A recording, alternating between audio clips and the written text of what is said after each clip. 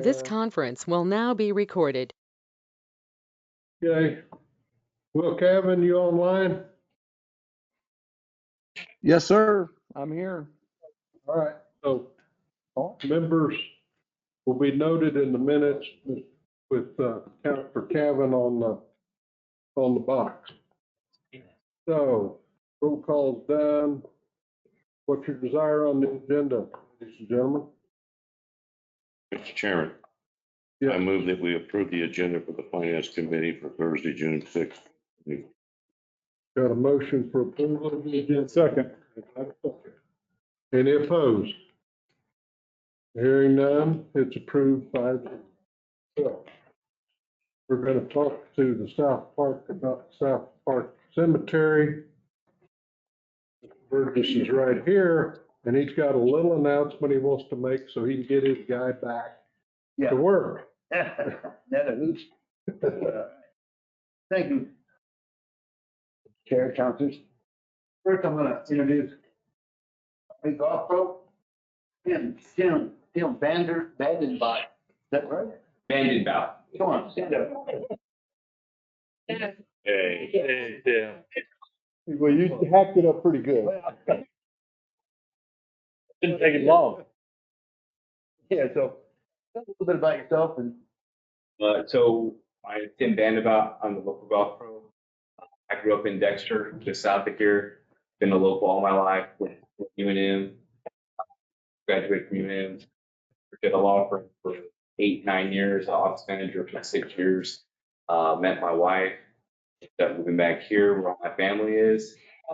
Kind of fell into the golf business 6-7 years ago. People were also reach out to me and worked out a deal, and now I'm your local golf pro. Thank you. And I want everybody to know the extremely positive atmosphere at the golf course. Customer service is number one. And we're going back to school. Just get the children involved and do some golf lessons and a lot more tournaments. I'm not going to stop. We're going to keep moving, but it helps to have someone like that.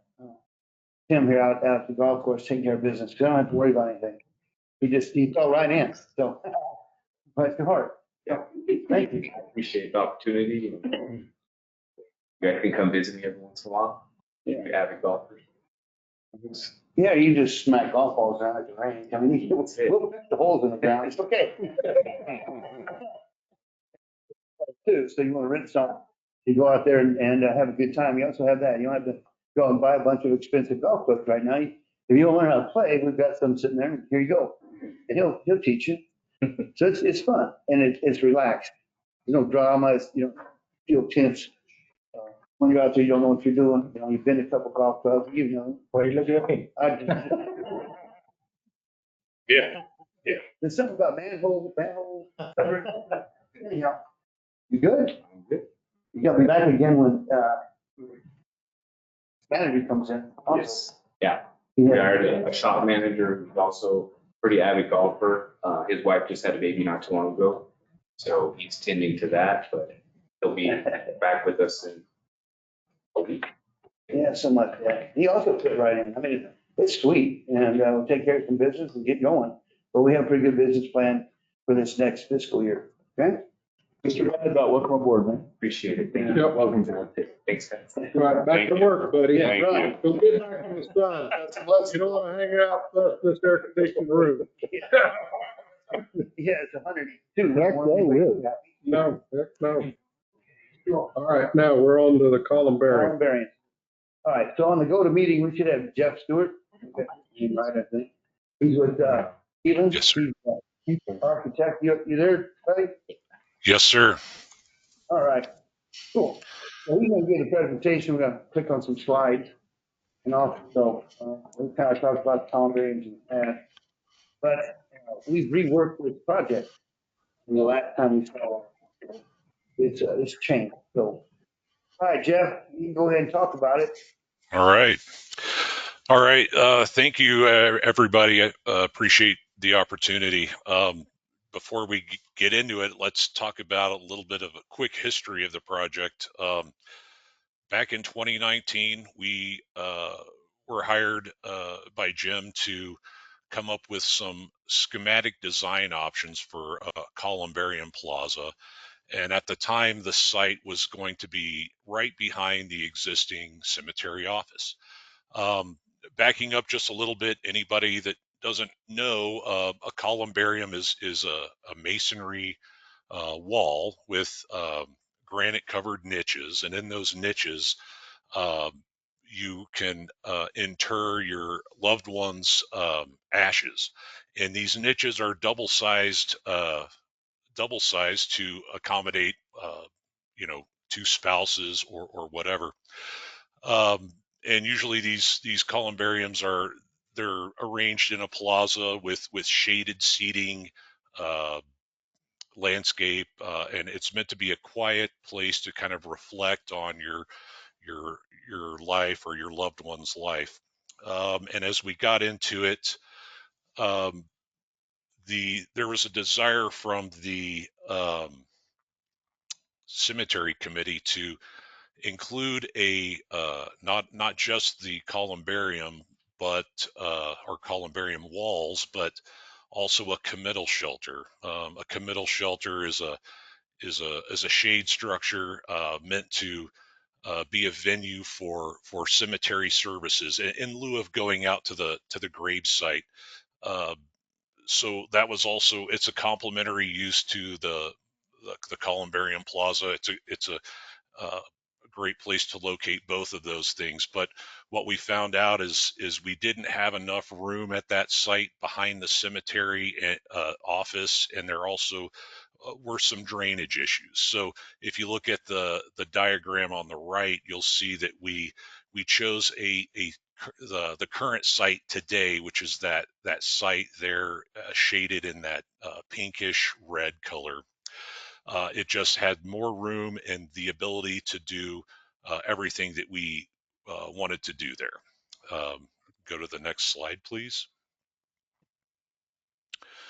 All right, so we completed the schematic options, and then we were rehired in 2021 to begin work on construction documents for the Columbarium Plaza. This is on the current site. This is also includes the committal shelter, which you would see right there in the middle. It's that shade structure there. You'll see we had two columbarium walls that we were building to the north. And then you'll see in this diagram, there's all of these boxes that are dashed lines. That's expansion for future columbarium walls. The other thing I want to point out, the site is surrounded by a circular drive. Towards the west side of the site, you'll see there's a hearse parking, unloading, and loading area.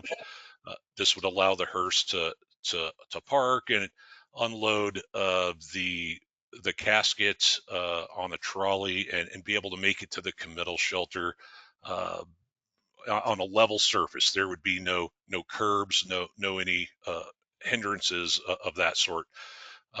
Also, we wanted to provide on the east side of the site as much head-in parking as we could.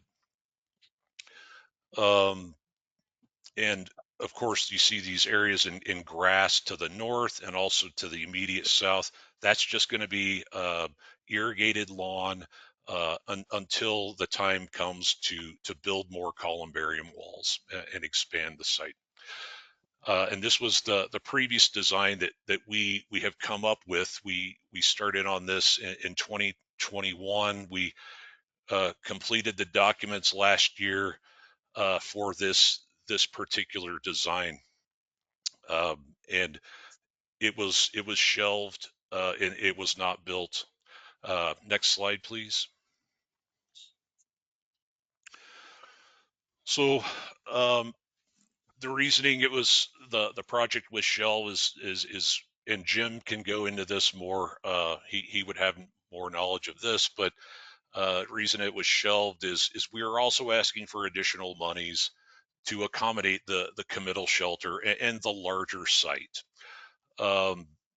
Since it was shelved, we've gone back to the original scope, which was just to provide a columbarium plaza and do it on this site and still do it in a fashion that we could add all this stuff later should the city want to add it.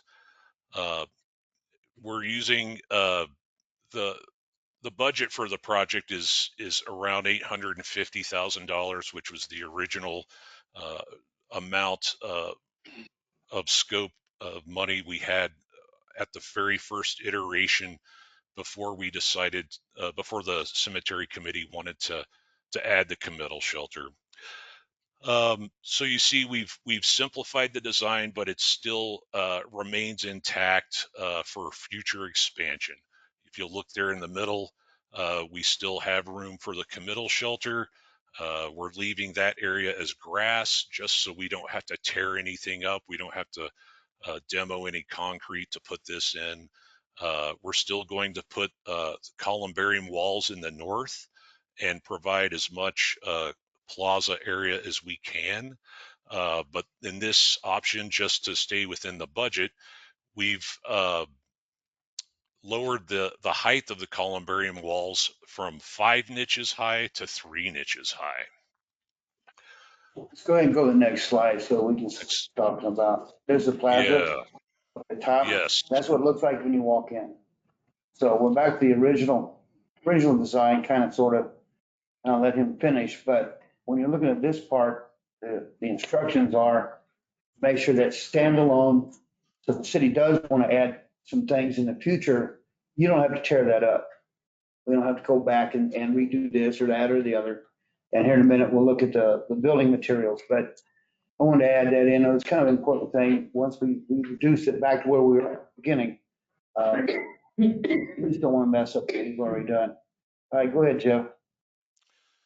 Yeah, so you can see, as Jim was saying, we paid very careful attention to ensuring that anything we're building in this phase doesn't have to be demoed other than grass. We just don't want to demo any hard construction. All right, go to the next slide, please. There you go. That's a There good we go. rendering right there. Yeah, so that would be looking at this plaza from the northeast corner of the site, kind of a bird's eye perspective view. You can see the columbarium walls here, sort of towards the right. You'll see there's bench seating, there's landscape beds with trees. You'll see the niches. The walls. They're 3 niches high here. We also have some seating walls on the side adjacent to the landscape beds with trees. We have in the background there's a columbarium directory, which is basically a little kiosk that a visitor can scan a QR code and with their smartphone, and then they can pull up a map and understand where their loved one is interred on these walls. These walls are double-sided, and they have there's 4 sides total, and this map will allow a visitor to find their loved one. Next slide. This is a good part. Yeah, this is okay. This is more of a close-up of the columbarium wall. You can see the materials we're using. We're using limestone for the end caps. We're using precast concrete cap for the top. The niches are going to be covered with a black granite. All these materials are all readily available and will be available in the future. The granite, for instance, is quarried in California. The company that quarries this granite has been around for 100 years. It's a very reputable company. There's going to be no problem of being able to find this black granite to match in the future as you build more columbaria walls. This limestone here is readily available. There's and can be sourced in a number of places. You'll see on the front there of the in the upper right, you'll see there's letters that correspond with the rows of niches. Also on the end walls, you'll see there's a number, so you can tell what side your loved one is on, what row your loved one is on, and then scroll across and find exactly which niche your loved one is interred in. These materials, while they're nice materials, it's not meant to be fancy. These materials are meant to be very durable. This has to be timeless. This is where we're interring our loved ones. This has to last for a long time. So that's the reason why we're being so careful in the materials we're using to construct this with. The other thing is these walls are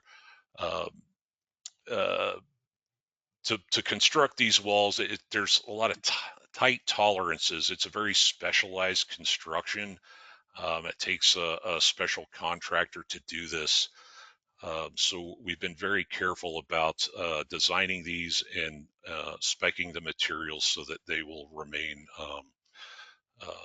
durable for generations. That kind of concludes this part of the presentation, but if there's any questions or if there's anything I didn't cover, I'm happy to entertain any questions.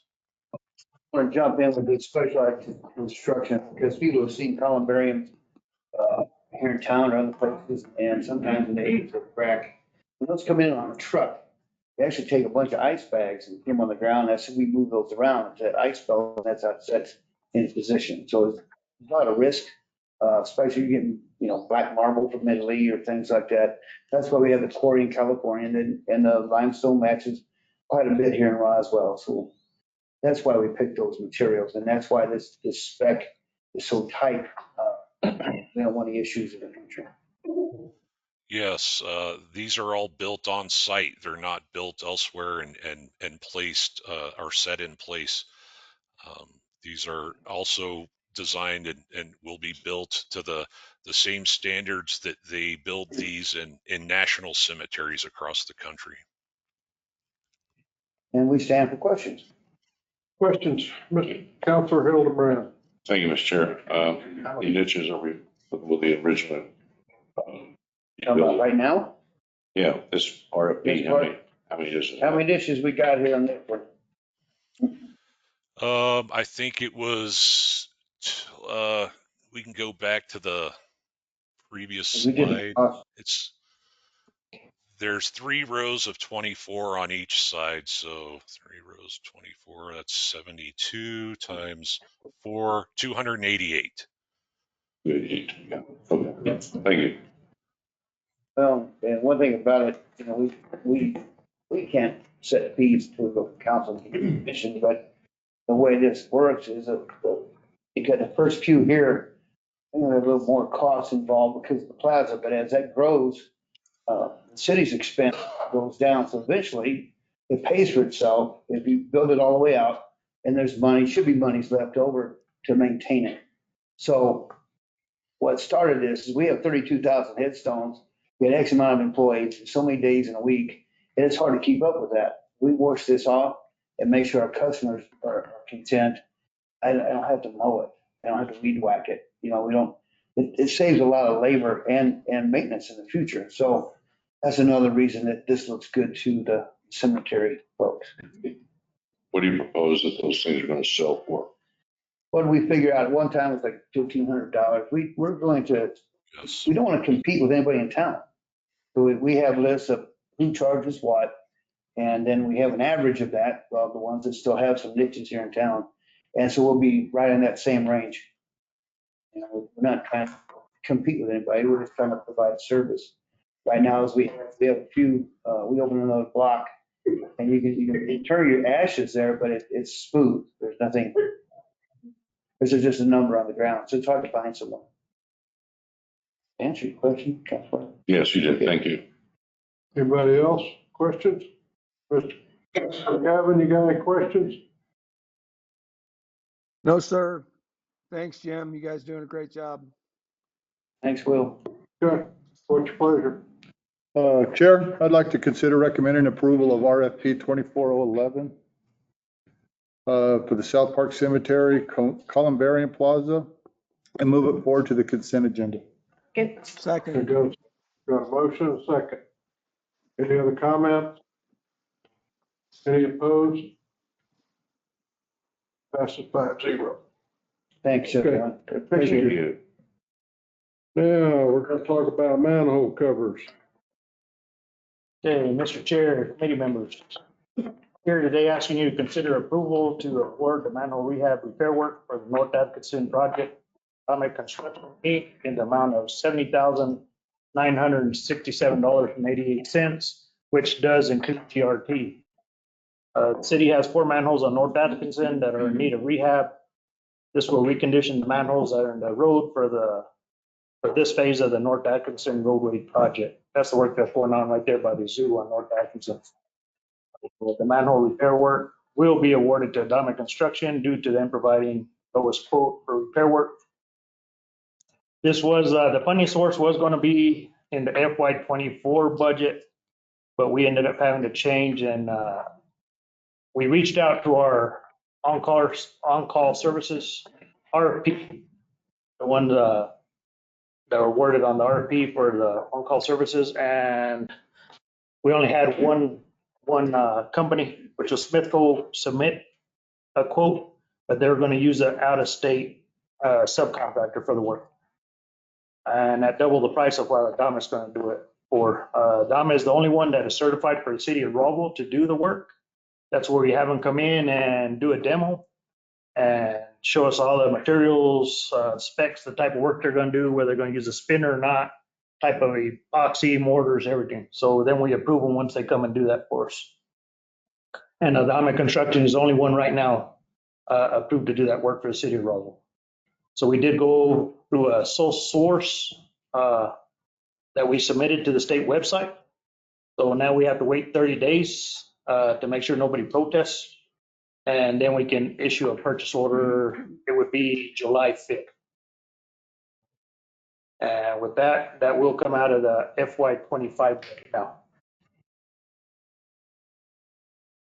And with that, I stand for any questions. Question? Yes, sir. Yeah. What is your budget number for 25 for fiscal year 25 for manhole rehab? I have none on the manhole rehab because we're sitting out this year on a lot of projects. And I talked to Janie about that to see if we could carry funding over from this year to next year for that project. But she stated you guys probably weren't going to be doing any kind of carryovers for that. So we probably do a budget adjustment later on, like mid-year or something. So it says funding source FY24, $250,000 for 50 manhole rehabs. We do have funding this year in FY24. For 50 of them, but you're getting 5 of them done for $70,000. Yes. We had a company that was doing them very cheap, which was a CRC, corrosion resistant coatings.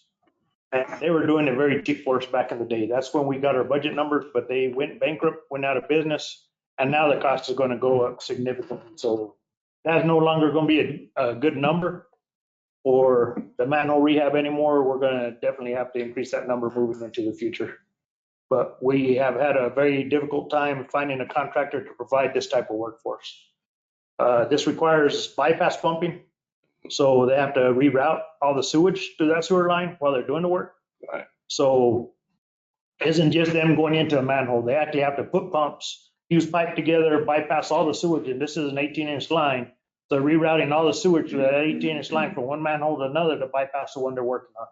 So it's not just a very simple scope of work for this type of manhole. This is a large diameter transmission line, so it requires a lot more work than what a typical manhole rehab would consist of. Good. So it's gonna require a budget adjustment. Anything else? Yeah, Chair.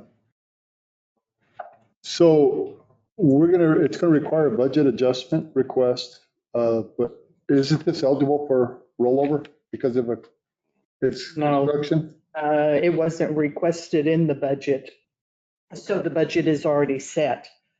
So it's not going to roll over, but they have budget authority that they can use within the budget for next year to pay for it. It wasn't requested with fiscal year budget includes $250,000 for two. That's for 24. That's this year. Which the conversation on this end of the table was approve it now. The problem is, or one hurdle is we gotta wait for 30 days because we went to sole source. I don't think we can approve it now.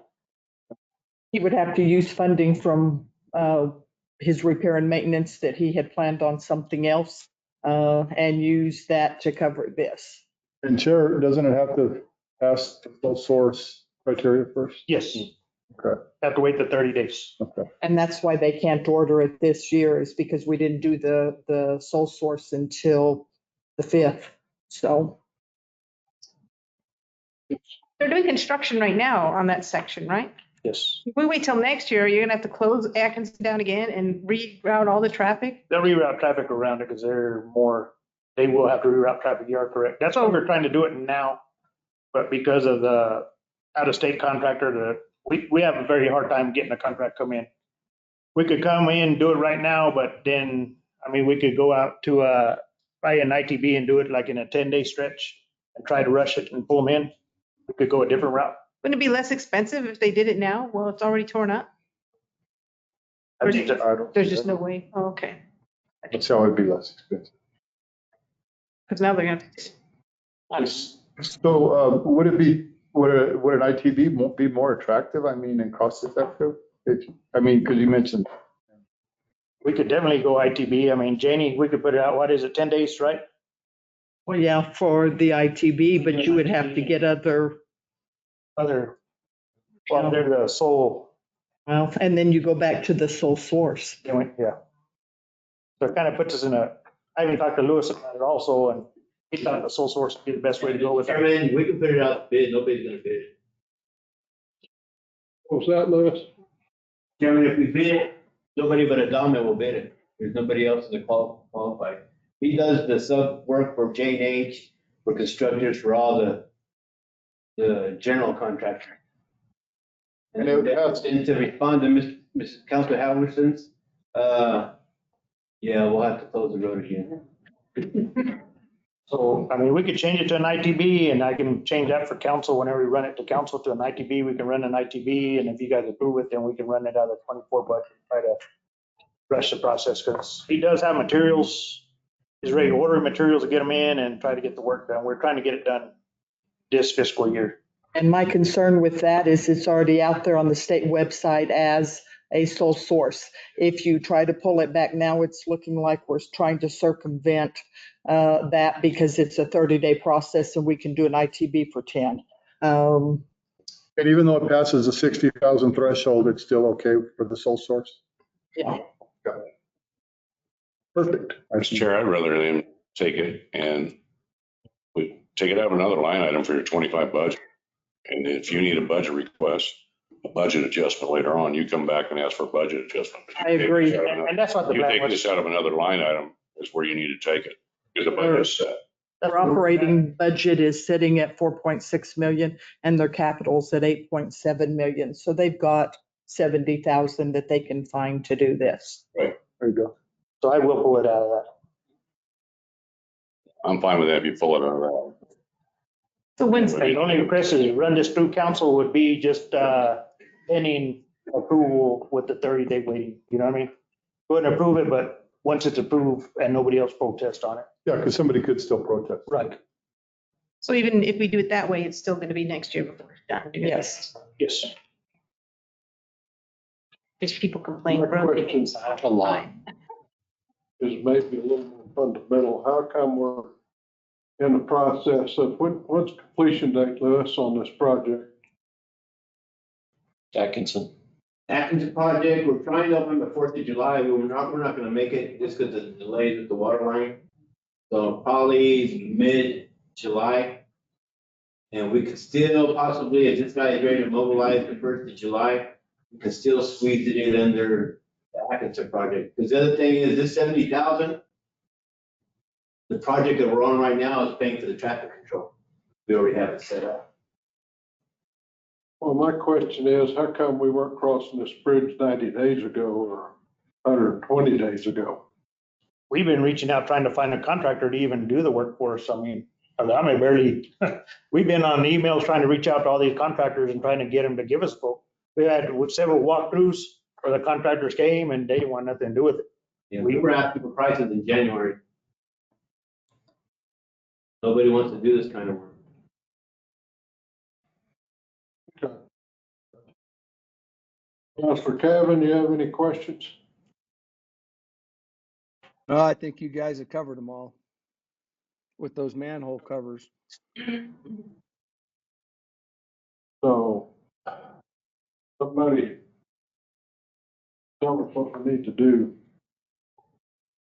I'm not sure what we need Just to sit and approve. wait on it till the 30 days runs and then we'll deal with it in July. Because he's got it in his budget. So we don't have it approved because we won't run through council till after July, whenever he's gonna come in and do the work. That's my only question. No, Can we approve it now and then pending approval with the 30-day wait? If that passes, then can we approve it so we can get a purchase order for it? We can approve it pending the approval of the. Yes. Go ahead and make that motion. Worker safe.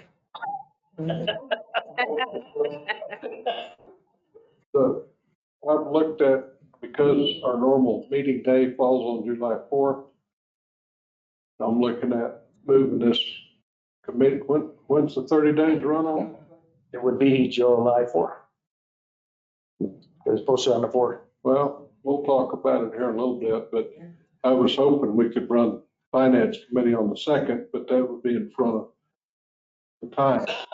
We'll have to discuss that. Well, if he makes a motion, like he said, if he met, We can't in July 2nd because we haven't ran the clock out on the sole source.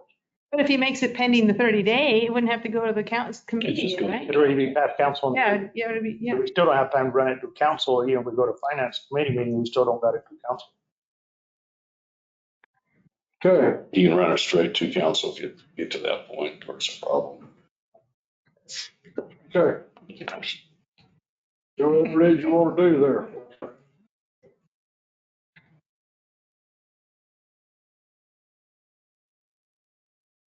Take a stab at it. If everybody on this side of the table falls on the floor, then it's not a good motion. Would you like some wording, Counselor? Yes. Yes, send a consent agenda, conditional approval pending sole source award. Okay. Second. Everybody understand that? Any other comments? All those vote no, signify by saying aye or no. Hearing nothing, it passes. Thank you.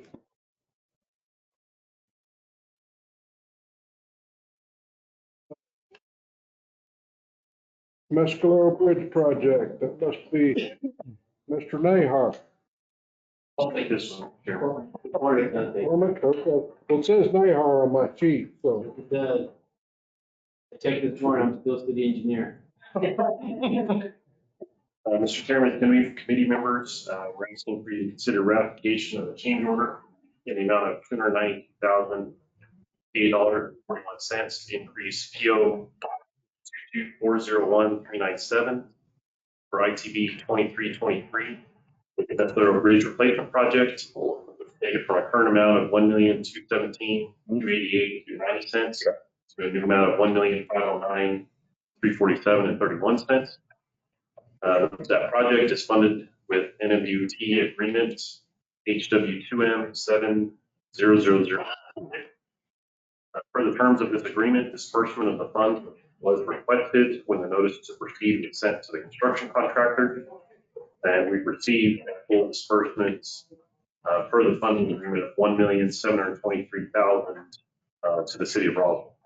The receipt for that shown in your attachments. So that disbursement provided funds to cover the design expenses that we had Bohannon Houston design that bridge, and their total was $213,652.69, which leaves us the $1,509,347.31 for construction. That funding agreement also specifies that unused funds are to be returned to DOT. So what we're asking for budget authority to do is maximize the funds that we can spend on the bridge and minimize the amount that we return to DOT. And with that, stand for questions. Questions? I have, so I emailed you and where is this bridge? It's the one on East Mescalero Road, north of the country. The one that washed away Correct. 2 years ago? It's open now, isn't it? Yes, it is. Well, it's open, but we're still waiting on bridge railing. And before the question's asked, I talked to the contractor today. It's supposed to get it June 10th. The railing is shipped. But the bridge is open, Councilor Halverson. Looks good. And we're just spending all the DOT money and not giving nothing back. Sure. Yes. So we want to modify the purchase order, if I understand you correctly? Yes, we're modifying the purchase order. Okay, we want to modify it because I'm looking in the packet and I didn't see what we're modifying it to. I mean, I see where we got a Bohannon Houston for 213, Smith Construction for 1.2. We'll be modifying the field to 1.5, cover the 1.7, to cover all the remaining balance with the DOT. But what is the remaining balance? There's no supporting doc for this. I mean, I see what you get reimbursement because I just know the process. You get reimbursement, you got to have supporting documentations or there is no reimbursement. Disbursement project. It's a disbursement project, but for the city to get, We've already gotten paid. you've already gotten paid. I understand that. But if you don't have receipts for everything you've done, you have to return the unused portion. No, we're gonna have all that documentation to close out the project and Yeah, and I was wondering if there's a change order. I didn't see it in here. I mean, we spoke about it in the infrastructure committee meeting and I thought, because look, I totally agree with you. Let's use it all because really you can be real vague with your description.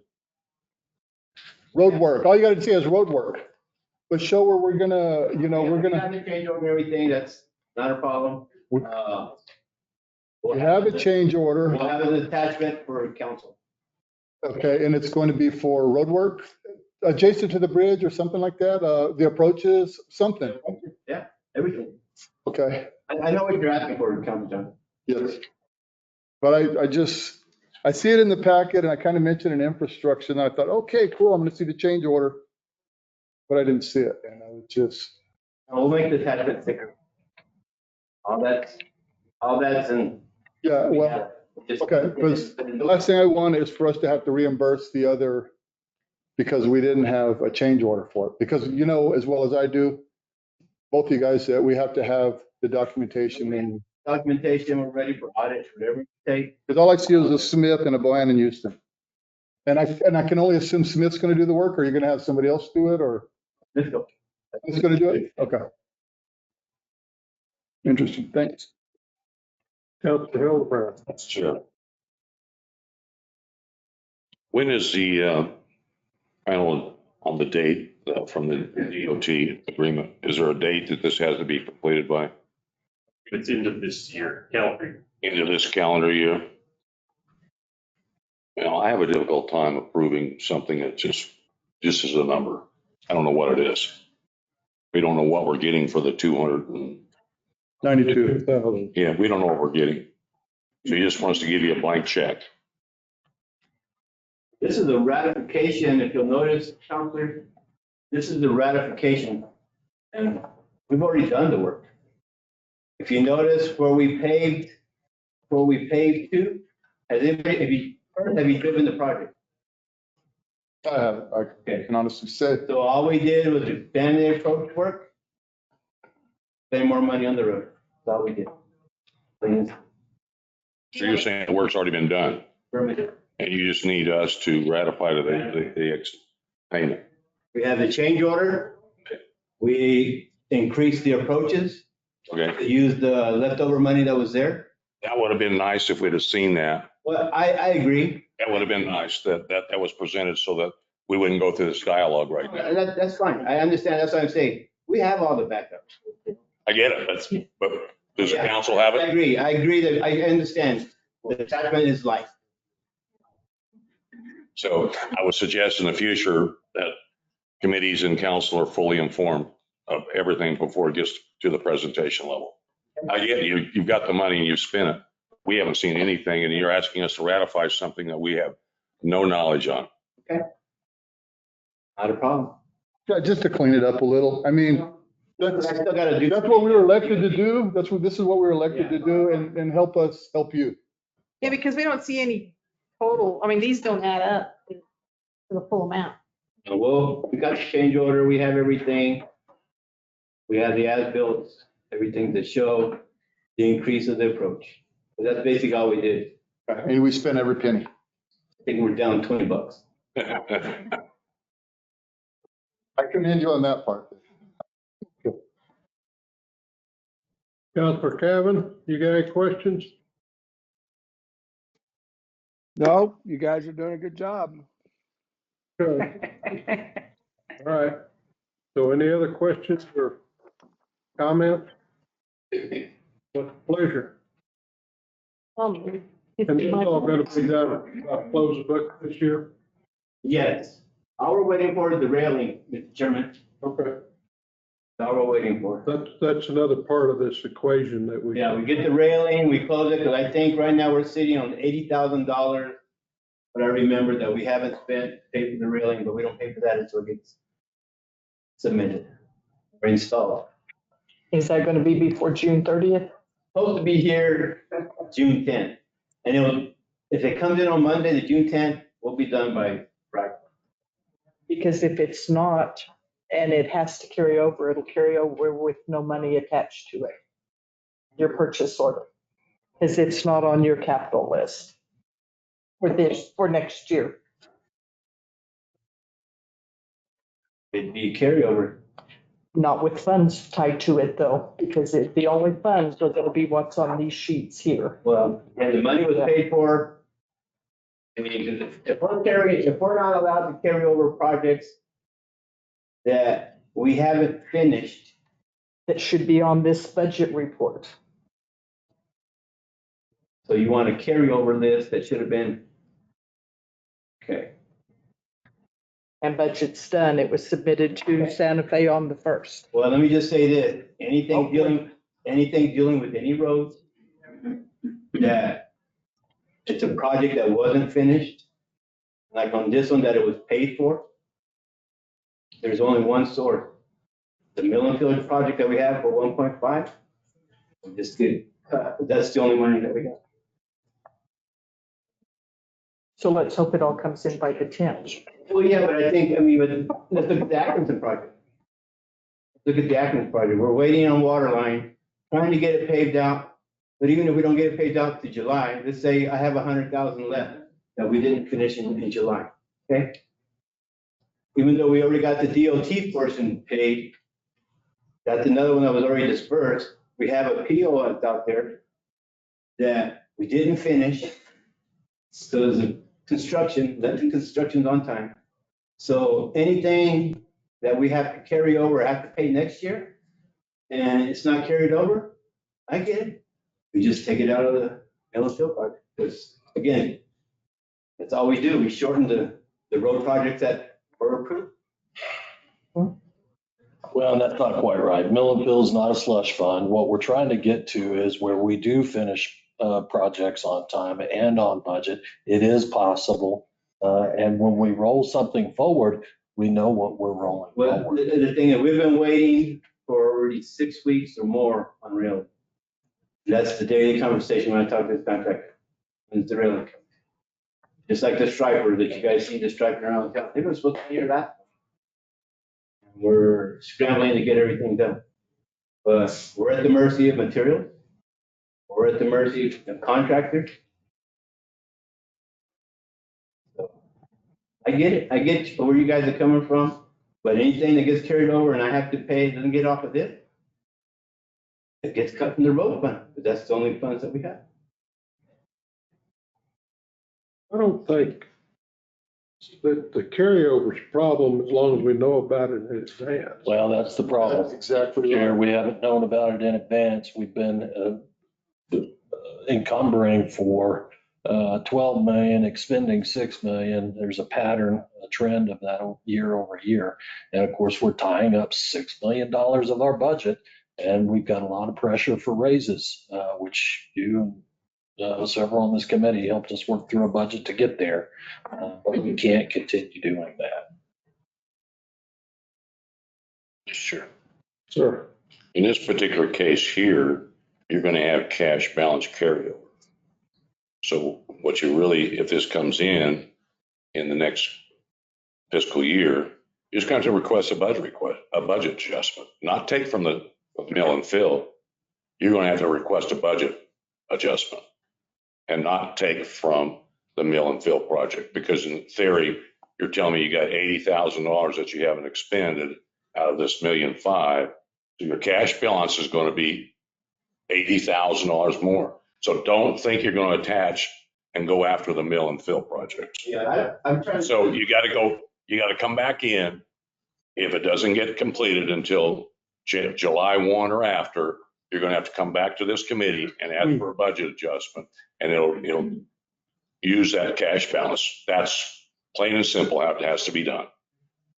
So, Like a journal entry. well, it's just got to be It's a approved. budget adjustment. It's a budget adjustment. You're going to carry over $80,000. Rather than trying. The books and everything else from the two projects, because those are the two projects I don't think that we're not gonna be able to finish. Atkinson and the bridge. Everything else, I mean, we're finishing up. In the future, when you got those, the money's already been, if you already received the money, I'm going to ask for a budget adjustment. Do not take it out of another line item out of the budget. Do not do that. And the first time we'll be able to do a budget adjustment will be in August. You make a motion? Vote to, I make a motion to consider ratification of change order in the amount of $292,058.41 to increase PO 224-01397 for ITB 23023 East Mescalero Bridge Replacement Project, the current amount of $1,217,280.90 to a new amount of $1,509,347.31 to the consent. Anyone have a problem with the consent? Got a motion. Second. Second. Any further comments? To 1,900,000. Okay, I guess we're ready to vote. Any opposed? None opposed, so call that 5-0. Okay. Now, we need to do a discussion on Roswell Air Center wastewater extension design. Mr. Chairman, committee members, we're asking for a recommended award of Roswell Air Center wastewater extension design to HDR Engineering, $173,479.18, which includes GRT. Engineering was tasked with working on design and construction of utility extensions at southeast corner of the Air Center.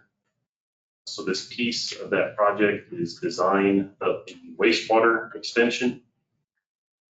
So you can see in your packet is the recommendation of award letter. So we went out for quotes using our RFP 22005 all engineers.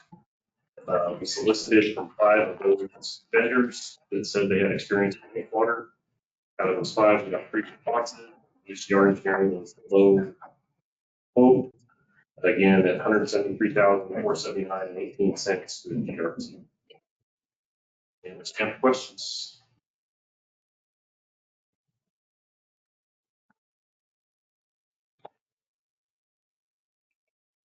John, questions?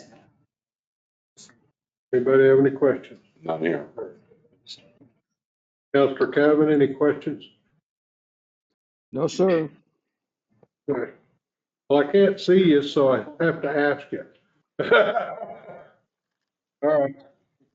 What's your pleasure? The guy that can't see, make a motion. Oh, they say the invisible voice on the box needs to make a motion. You guys want to put this on the consent agenda? Whatever your pleasure is. All right, well, I'll make the motion to put this recommended award, the Roswell Air Center wastewater extension design project in the amount of $173,479.18, which includes GRT, and place that on the consent agenda. Second. A motion to second. Any further comment? All those in favor say aye. Aye.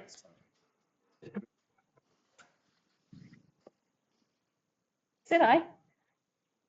I gave you the thumbs up. I'm proud. 5-0. Yes. Quick update, we're talking Air Center utility. We are bidding the water line right now. We'll open bid July 9th.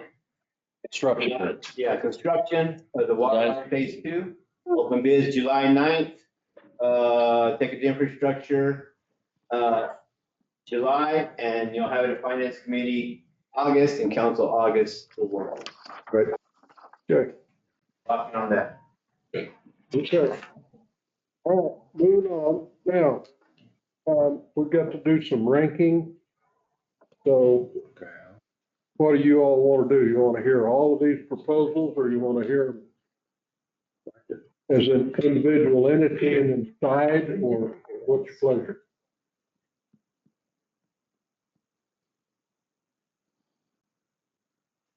Here, name it. I'm asking for guidance. Chairman, with these rankings by the departments? Yes, they are. They are? If I may, last year, the rankings were done after each presentation of, so for instance, if Convention Center presents theirs, you pick the top 2 of the Convention Center, then you move to the next department, the top 2 of the next department, then the top 2, and that's what goes to City Council. It's already done. No, I'll fix when. Yeah, Council, the simplest thing to do is simply send forward the new pro shop and the golf path rehab and call it a day. I second. We're out of control. Yeah. We're out of control. Would you get your chaos under control? It says that I am the creator. So that's what I'm doing. I'm letting it be created. I do have a question. I think we brought forth to this committee or council 2 years ago or a year ago, the generators for the convention center. Did we not? It was part of the capital, yes. Did we get that? We didn't ever receive that capital? Not for convention center. So we still running a convention center without backup generators. It's the pass-through. But we think lighting is more important than generators? I didn't do that. No, I'm just asking a question, whoever did. Why? Because, that's the largest facility we have in this community. And if there is we had some kind of event that we would need to put people inside there and there's no backup generator, there's no power, it makes no sense to me why you think that you need to do window tinting and pre-function lighting before we need a generator.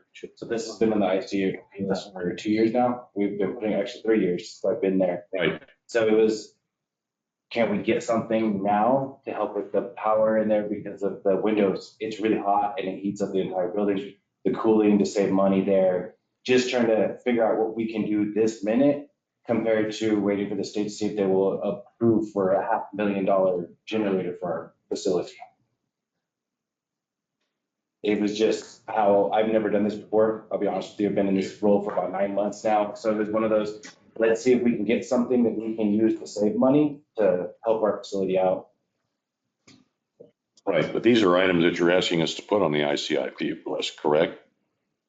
Elizabeth? Oh, yes, you're looking at him. Yes, so the intention right now is the items that are listed per department are in the ranking of how the department head would like to see them, but you all get to decide which ones you would like to go to city council to get on the ICIP listing to be selected the top 5 for the state.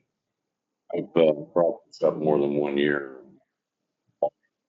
Putting generators, a backup generator over there, that in case there was an event that we needed to put people in that building. So to me, that's just going to tell you, Chair, that big thing that is one of the big items. A big thing about the safety for the community, for this community, the citizens of this community.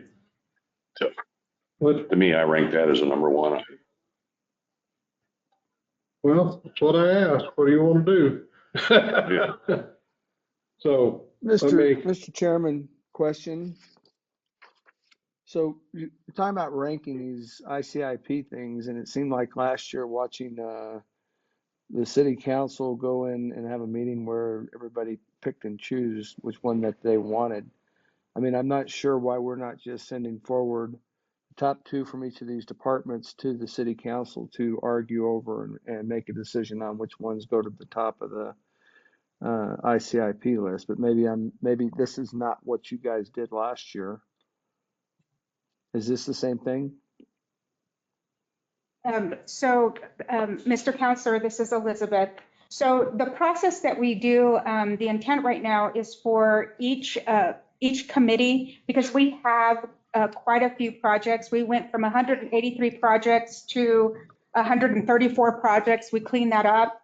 So the purpose is for each committee that represents, that takes care of different departments, to vote on the actual projects that you would like for city council to vote for ICIP. And then there are 5 top projects that will go to the state that we present to the legislators for their asking. So the list itself it's pretty comprehensive. The other items that go on the list are items that are for future applications, such as federal, DOT, any other grants that are on there. In order for them to be accepted, we have to have them listed on the ICIP listing. So not everything on the ICIP listing is actually an item that needs to be voted on. So the way that we do it is each committee will vote on the respective departments that they take care of.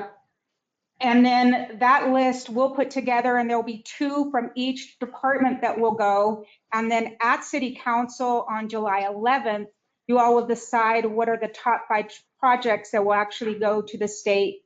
And that is done on a resolution, and we have to submit it the following day on the 12th. That is the deadline. So everything was moved up an entire month. So this project, I mean, we really had to push forward very quickly because their goal is to try to get the fiscal year 25, which we voted on last year, to get those appropriations to us quicker. So in order to do that, they have to move this up. So this will be the new way that we'll do it moving forward, so that we can get the money quicker than we have gotten them in the past. So. Okay, well, thank you. Does that answer your question? No, well, I mean, so it really doesn't, because the city's process is different than the county's process.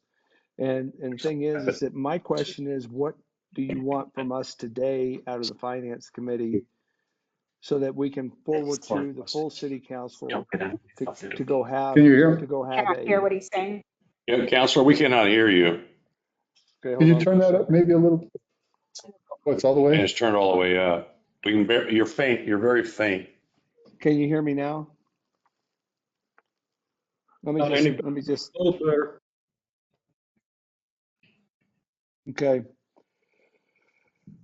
Anyway, what I'm saying, and I'll raise my voice a little bit, maybe you'll hear better. I understand the process that the county used to do, or that I did as a county, and I've watched the process with the city council. But what I'm trying to figure out is, what do you want from the finance committee today so that we can send forward? I mean, I see all these on this list, and you guys have cut it down. But what do you want us to send to the city council to go ahead and do the stickers and all that other stuff that I've watched the city do over the last few years? What do you need from us today? I think if I may, well, what she's done is she's highlighted the top 2 from each department, which is at the request. But in this meeting, we can change that. So what they're looking at is us to decide if we want to go with what, and correct me if I'm wrong, but do we want to go with what each department head said to city council, or do we want to change it? Does that make sense? Well, I hear what you're saying, and it makes sense to me, but there's a lot of things on this item that on this list that if we go changing them, is it going to come to the full city council for them to want to go back to what we decided we didn't want to put on that list? I mean, you've already said that this is going to all the different committees, so we can change it all we want to. Well, it's only going to the committees that oversee these departments. It's not going to every committee. So how many Chance committees is to this going to explain go it, so to? that's why there's other questions. So is this going to go to infrastructure, finance, and public safety, or what committees are going to see this? Do you think she should explain this first? We didn't get an opportunity. Okay. Let her explain it, Chair. Okay. All we're doing is a priority list. We're not worried about the dollar figure at this point. We'll do that Right. later. Mr. Perry, you had a comment? Well, I look at this list and see things, like we got this year, regardless of how it got here, we got $2.1 million for baseball lights. And yet we could really use lights on Cielo Grande, and it's not even on anybody's list here.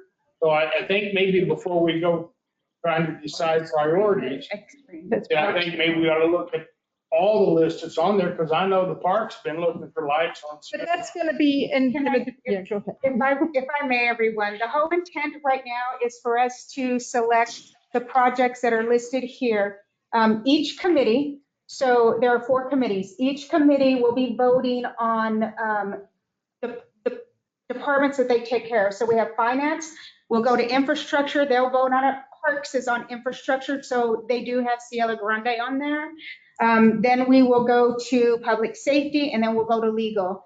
Because there are so many projects, we can't just do it at one time. So it's broken down by committees. So what we're trying to do now is just vote on the top 2.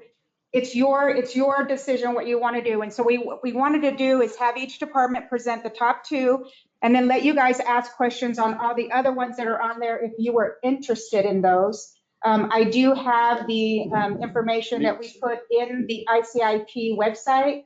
So as an example for the generators, that does provide a safety feature for the city of Roswell in case there is some sort of natural disaster, some sort of emergency that we have to field people, move them over. So we are prepared to answer those questions, but it's very specific just to these departments at this committee, and then each of the other committees will handle a portion of those departments as well.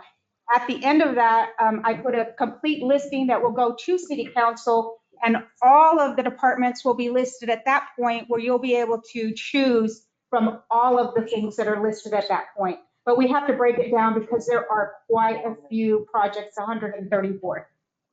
Mr. Chair, I think part of the piece that's missing to this puzzle, regardless of how we've done this in the past or how we're currently doing it, is to give the council and our governing authority their own shot at presenting a project that they'd like to see added to this list. So we've got some time. We could come back with this in July if you'd like. Well, I mean, I got it. We got a list that's this big, and the various committees is gonna cut it down a little bit, and then we go to the city council and cut it down. I mean, I get it. This just a snapshot, a little bitty piece of what the other 4 or 3 committees are gonna look at. So on this list, if you want generators, Counselor, then let's put generators on, pick your number 2. And then we'll go down to the next, whatever it is, it's next. Golf. And then projects, and then the library and IT, museum and administration. But I don't know how you do this any I other think I way. like we'll take the first one. Which ones do we want? Okay. I agree with you. That's probably the methodology to go through. And let's cut it. So if you're ready to entertain looking at the convention center, That's fine. I suggest that the convention center generators be item number 1 for them.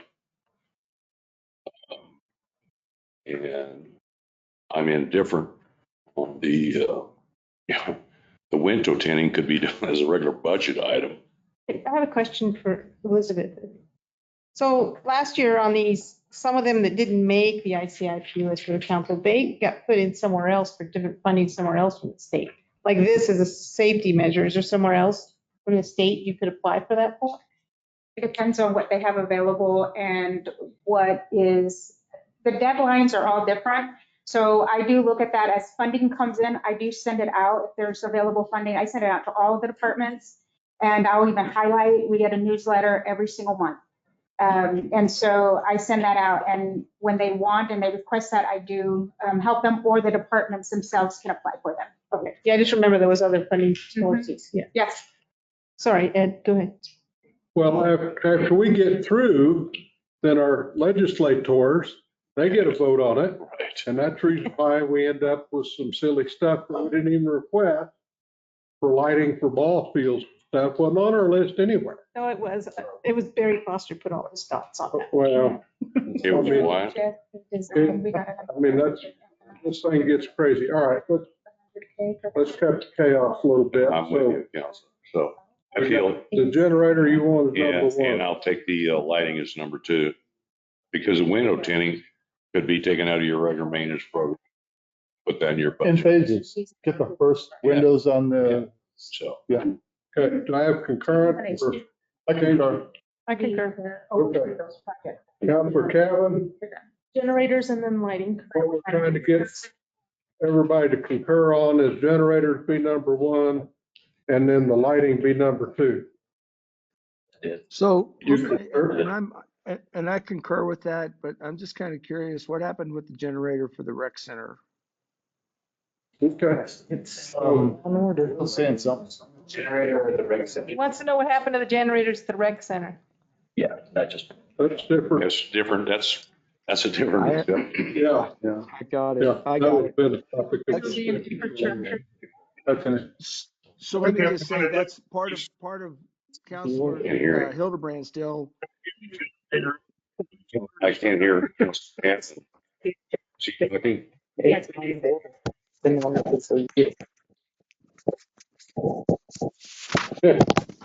Yeah. Counselor Cavan, we can't hear you.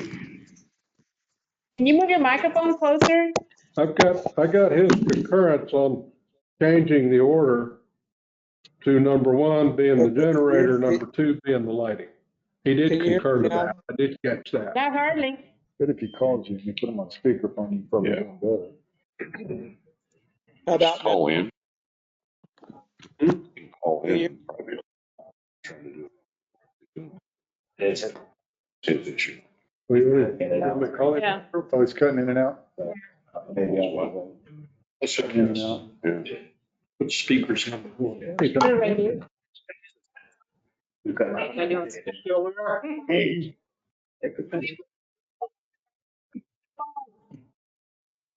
Well, I'm gonna call Yes. you on your phone. Sure.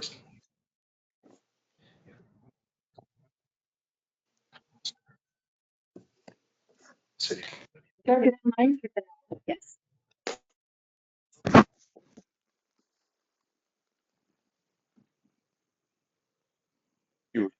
get it built for $750,000.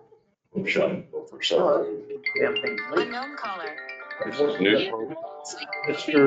Mr. Chair, so the legal committee doesn't actually have to get this done until your next meeting because the actual stuff is due on the 14th, which is for the next city council meeting. And it might be better if Mr. Cavan can be here in person. And there might be one or two errors in this chart as well that legal would prefer to talk about. If you're willing, Well, if you'd rather do it now, that's your prerogative, absolutely. There might be a couple departments we need to discuss some of these proposals, but part of the issue is that. yeah, legal won't see this though. No, the legal department, well, part of the issue is that we've been instructed a lot of times before that if you're asking for something over a couple million, forget about it. Exactly. So like, we're not sure why museum is putting 4 million in for something at the one. That's just a non-starter, so we're wasting an assignment. Similarly, the wafer design issue, so that's 1.2, and they already got some this past year. So I guess what I'm trying to get at, that legal and administrative management haven't seen all of these on one page to discuss with their departments about how they fit into the bigger picture. And That was actually put in, if you notice, where it says 26, 27, 28, 29, it's a base project. So when it goes, they're only asking for what's in that fiscal year. So fiscal year 2026 is 640. We did get 400,000 for that Wayfair corridor design that is in the fiscal year 25 that we won't see until like October, November-ish this year, September, October, November, depending on how that pushes.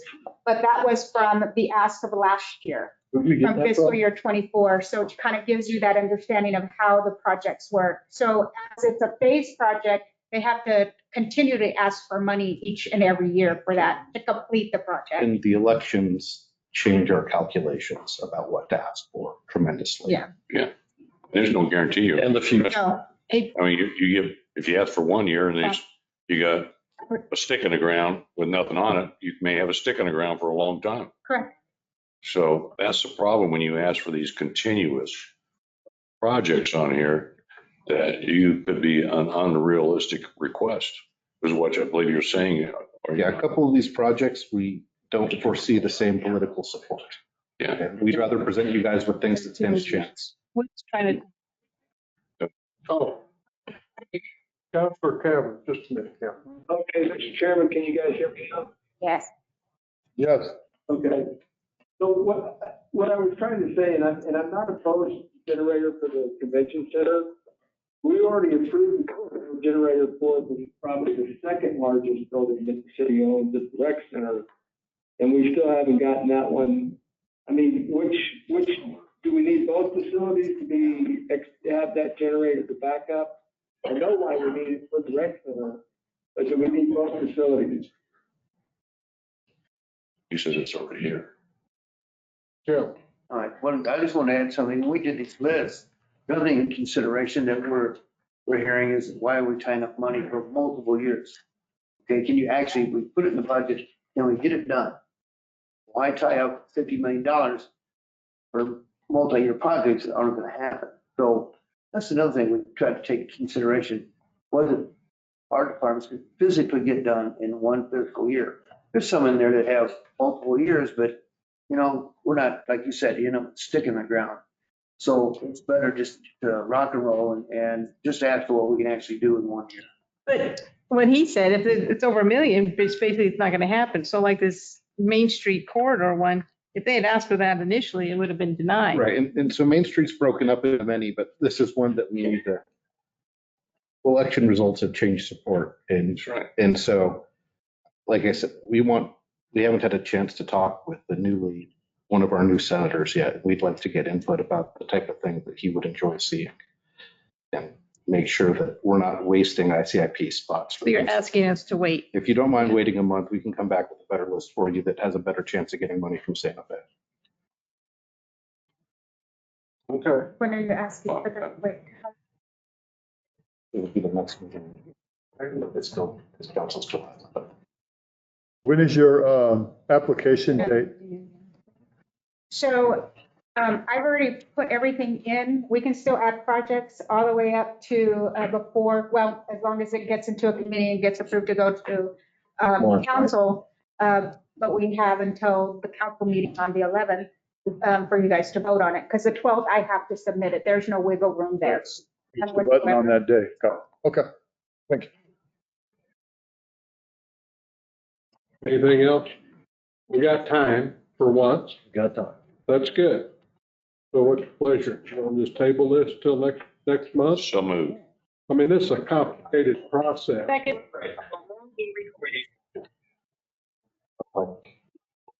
Would you turn us off? Oh, I went back and took the headphones off so I could talk. You still don't have to hear. I did, I called. He ended it in his call. Yeah. Councilor Kevin, we're having trouble hearing you, bud. Okay, well, I'll give you a thumbs up or a thumbs down. Okay. You can text me too. You're saying text. I've got a tabling motion that's not debatable. Didn't require a second. I already seconded anyway. Doesn't require one, but that's okay. No. Whatever we want. Any opposed to the tabling motion signify by saying aye. Hearing none, it's tabled till next. We'll put it on, move it to the next. We'll get a chance to clarify all this stuff. I mean, we'll call up, he'd like to. So, Now, we're gonna recommend or talk about recommending some personal property. Is that you? Monthly clean up the stuff.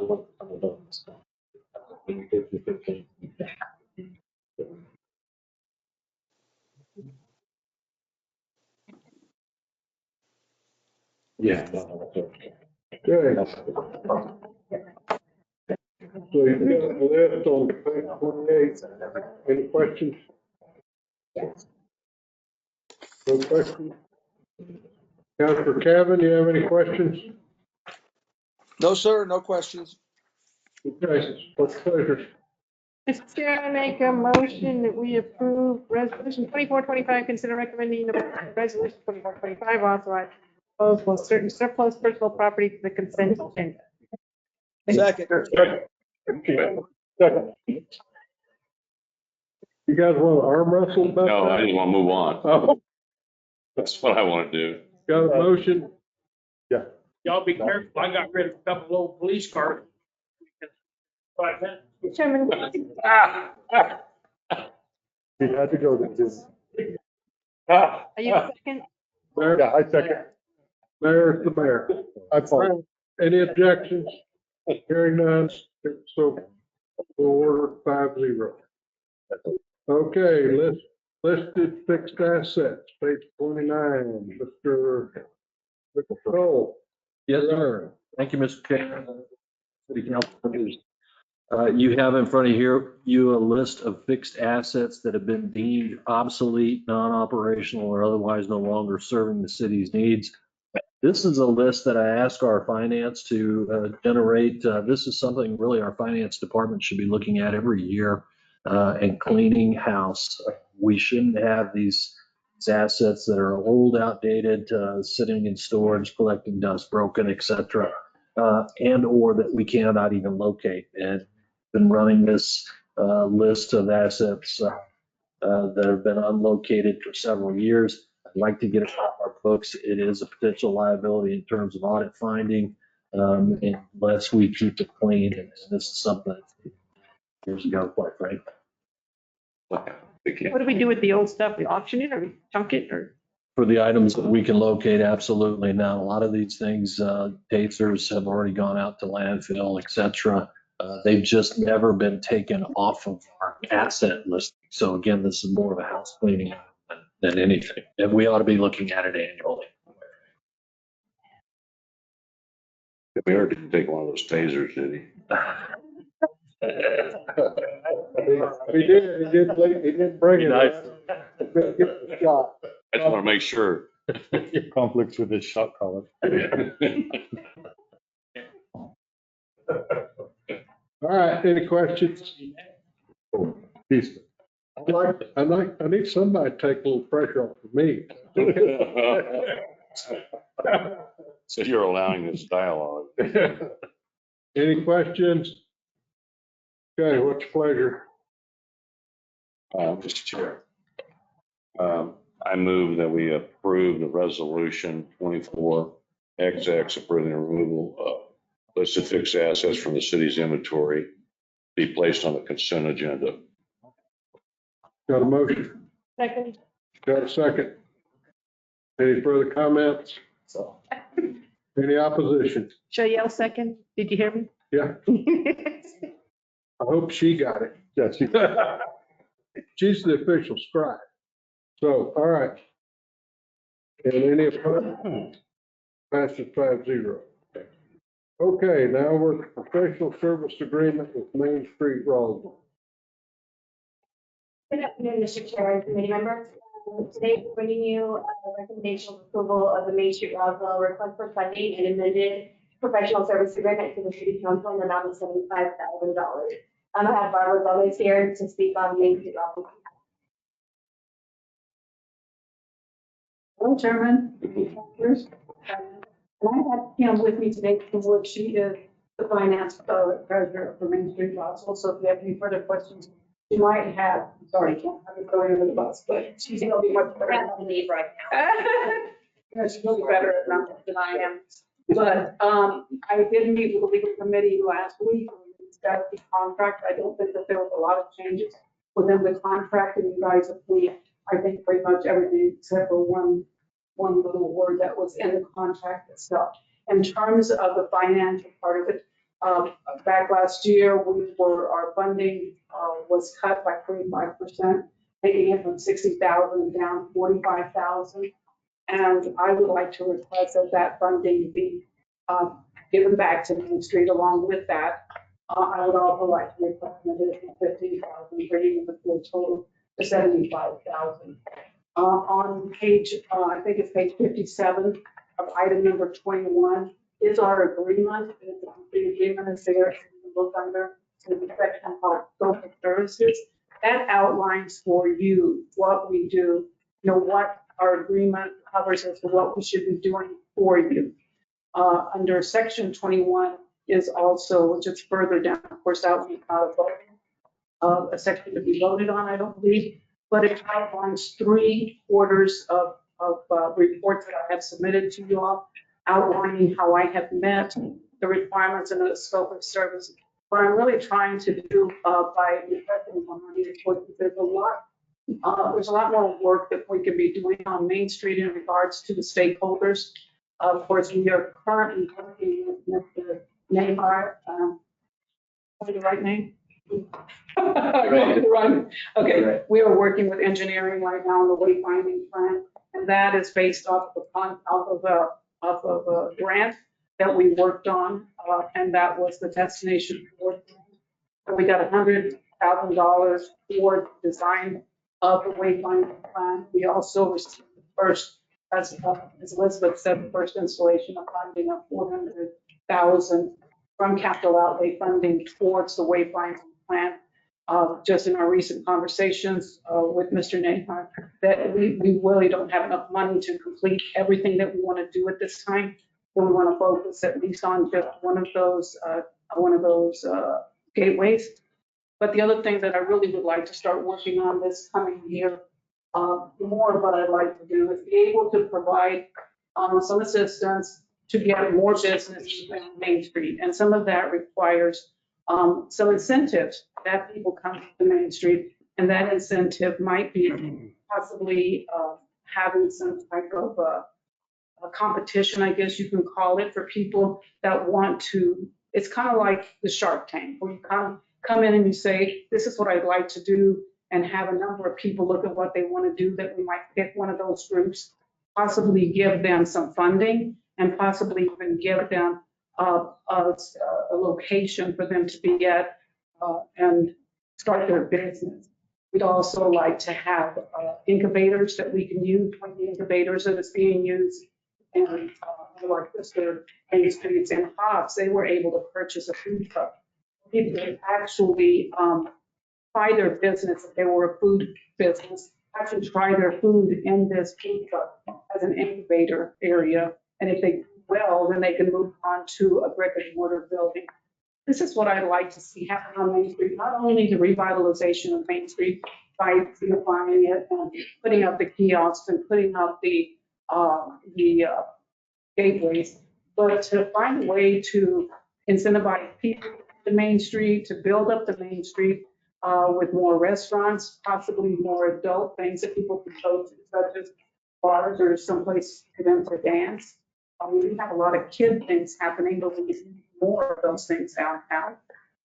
And all of that, like I said, some of my companies, some of the sister companies of other Main Streets throughout the district, they are able to use a lot of their funding to incentivize people. And that's what I would like to be able to do. And also to provide more training. We are working right now on trying to get a better list of businesses downtown and who they're owned by.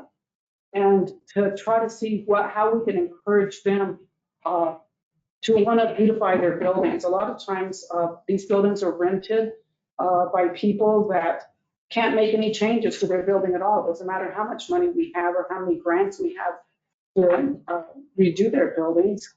They're owned by somebody in Timbuktu who has no interest in our Main Street. And so that's what I'm trying to work on. But that requires a lot of time, a lot of effort, a lot of staff time. And right now, the staff is Barbara. And of course, our board does help. And, you know, they try to help as much as they can.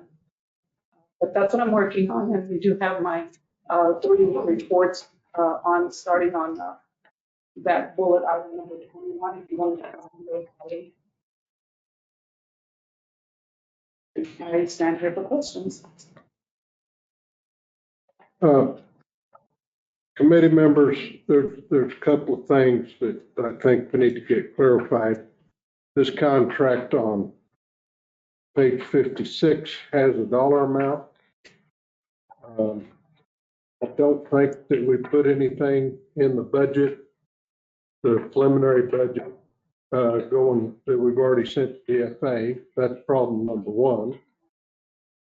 Problem number two was, one of the reasons I think that it wasn't included was 2 steps. One, we didn't have a contract into the next fiscal year, and we can't fund stuff we don't have a contract for. And the second problem is, it's my understanding that we haven't had a financial disclosure until this afternoon or later on in the meeting.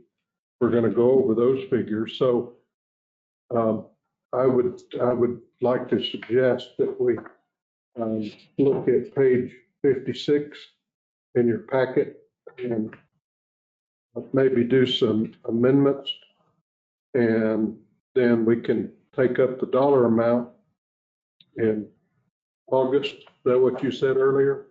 Would be the earliest we could. So just my suggestions. I've got some language to propose after we get through with any other questions that anybody may have.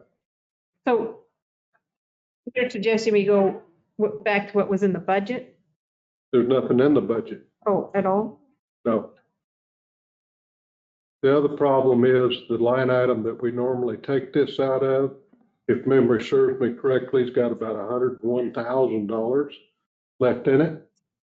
I think you won't understand that. You won't understand it. Councilor Kevin can't, but something that Councilor Hildebrand and I have discussed last time we were at this particular point. So I'm new to all this finance stuff too. Could you use any lodger's tax for any of this? During a discussion we need to have whenever we discuss the funding. And Hispano Chamber's in the same boat because we have a contract. That's what legal looked at when we met, was the contract. And no money, the money was in there, but we didn't. So if we've already done the budget in August, what's going to change? Do you do the budget adjustment? Yes, should request. And Mr. Chair, if I may, the one thing I do want to throw out is since this is above 60,000, you'd have to tag on a 30-day sole source procedure for this. We can sign it immediately upon council approval if it's below 60, but anything above 60, you're going to add 30 days on top of that. So in August, we're going to add another 30 days on top of it. Well, you could do a conditional approval, but yeah. So we're kind of between a rock and a hard place on this. Actually, what I would prefer is, I'll offer by amendments here in a moment, is go ahead and get your contract in place so we don't have that big hurdle to worry about. And then when we can, then we can look at the actual dollar amounts, and we'll have that discussion right here. And we'll have all the documents that Janie has available to her so we could look at it. How close am I at that $101,000, if you remember? It's more like just 100,000. Okay. So I'm trying to add a little money. So basically, we got to make a decision. Go ahead, speak up. Is that possible? Huh? Is that possible to address the committee? Oh, sure. Thank you, Mr. Chair. As you talk about, and I'm here uninvited, thus my outfit. Public meeting, so. 96 kids, school-age kids to the aquatic center today. They did what a great staff he's got out there. He does a super job. So having dealt with Main Street, not only from a elected official perspective, but also as a board member for a brief period of time, you know, one of the things that's really fascinating and unique about this, and I tell you this because whether the budget is now, whether it's amended later, whether it's mid-year, or whatever the situation might be, this is the one entity. This is the one entity that allows for state economic development funding to take place for improvements that help this community, as long as it's within the corridor. And the corridor, I believe, goes to 19th Street and maybe Railroad and Virginia and Alameda. I don't know, but that's basically what it is. For example, $2.1 million was given for the Great Blocks. It was, I think, pushed into a direction that shouldn't have been, but Barbara and her staff did an excellent job of making sure that it came back in to the corridor for economic development, which is now on the east side of the parking lot, east of the county courthouse. So from the park here to there, you've got that downtown covered. It has the capability of doing infrastructure needs. Now with Great Blocks where it is, and with the new brewery and restaurant on the corner of 2nd Street and the railroad, we have a north and we have a south boundary for a railroad district improvement. That kind of infrastructure, that kind of work, that kind of money can come through Main Street Roswell. I wonder just a little bit, and I asked the mayor, I thought he knew everything, and maybe he still does. I wonder if the generator at the convention center being infrastructure and in the corridor could be something that Main Street might be able to pursue. Money's out there. We just need to have a cohesive effort. There needs to be a cohesive effort, Mr. Mayor, Mr. Chair, between the city and Main Street. They used to have a place just on the other side of the annex that the city offered to them. Now they're on the 4th floor of the Hinkle? JP White building. And you need an access code to even be able to get in the door. So the limitations, the restrictions, the inability to freely work as a representative and as a partner of this community has been stifled tremendously, not by you guys, but it happened. And I think it probably needs to now have an opportunity to change. There's a lot that can be done. I mean, if Roswell could put together, there are stakeholders that Main Street Roswell is accountable to, and those stakeholders receive significant attention about 8 to 9 to 10 days out of the year when events take place. But those stakeholders want attention 365 days out of the year. And we do that by working through that organization to get the funds through the states and through the federal government to create a railroad district with restaurants, with breweries, with pubs, with all the things that people look for when they walk out of the UFO museum and say, now what is it to do? Now what do you do? They go a block and they're right there. So I just encourage you, as you look at this, to really try to understand, because quite honestly, having served the city, I didn't have the complete impact and knowledge of the economic value that the organization has. And I understand it now, and I am excited about the fact that with the air races coming, having talked to a member of the airport authority that says they've been in Reno for 60 years, they're not coming to Roswell for 1 year, right? We need to start looking at now how we get ready for September of 2025 and for years after that. And that's a great organization to be able to accomplish it. So as you look at the funding, it's not necessarily how much money do they bring in. It's not necessarily, the fundraising that they do, but basically it is the value that they bring to the economic development through infrastructure needs in the downtown area. That's all it gets. Now, if I could be excused, please. Sure. Well, on what he said, everyone here knows I was on Main Street's board for over 10 years. And I was on it because they do so much good, not just for Main Street, but every business on Main Street. They have a collaboration with every business. They buy the flags at the city. They work really well with the city. The city puts them up. They do the planting. They make downtown pretty for all the tourists. Because many of you have been to cities where they don't take care of their downtown, and who wants to visit that? So Main Street does a lot of good. And during when RARA was coming, I don't know if you guys noticed, but every store up and down Main, some still have their signs up.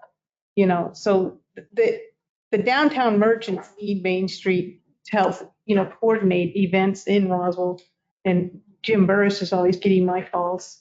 There's some people are tagging stuff and everything, but just the collaboration with the city and Main Street is critical to our downtown success. So that's it. If I may say just one more thing about that.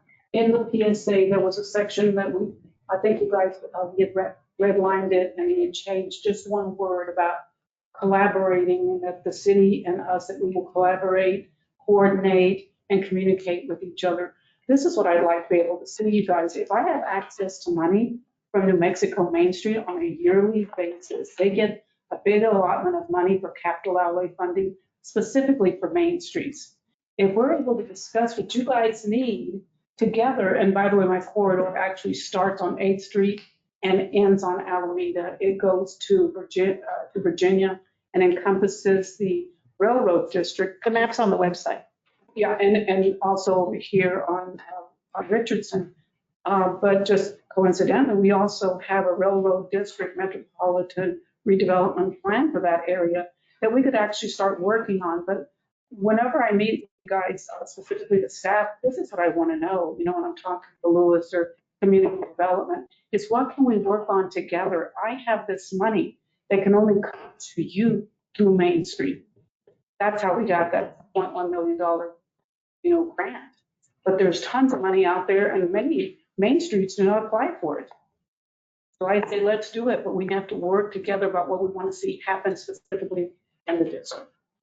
I'm hearing all these great ideas, but that's not my concern right now. I got to get a contract in place, and then we can go ahead and talk about this other stuff. And right now you don't have a contract. And so I guess maybe I ought to go ahead and try this amendment. I just a statement to make, Mr. Chair. Go ahead. I will tell you right now, I fully support the $75,000 that you're requesting. So I will make that very clear right now, what my position is. So that there's no doubt, and I don't know where the rest of the council will come. But this is not, you just got caught in a gap with the budget. And so if it's going to require a budget adjustment, I'm in favor of a budget adjustment. Because we have to start working towards the future. And how do we prepare ourselves? And we don't know what the total impact of the Reno Air Show will be on this community 5 years from now. We don't know. But we better be prepared to go down that path. And we need to start making some financial decisions which will help put us on that path. So I will let you know, Ms. Gomez, that I support $75,000 that you're asking for. Thank you, Mr. Chair. Me as well. Okay, let me walk through this amendment.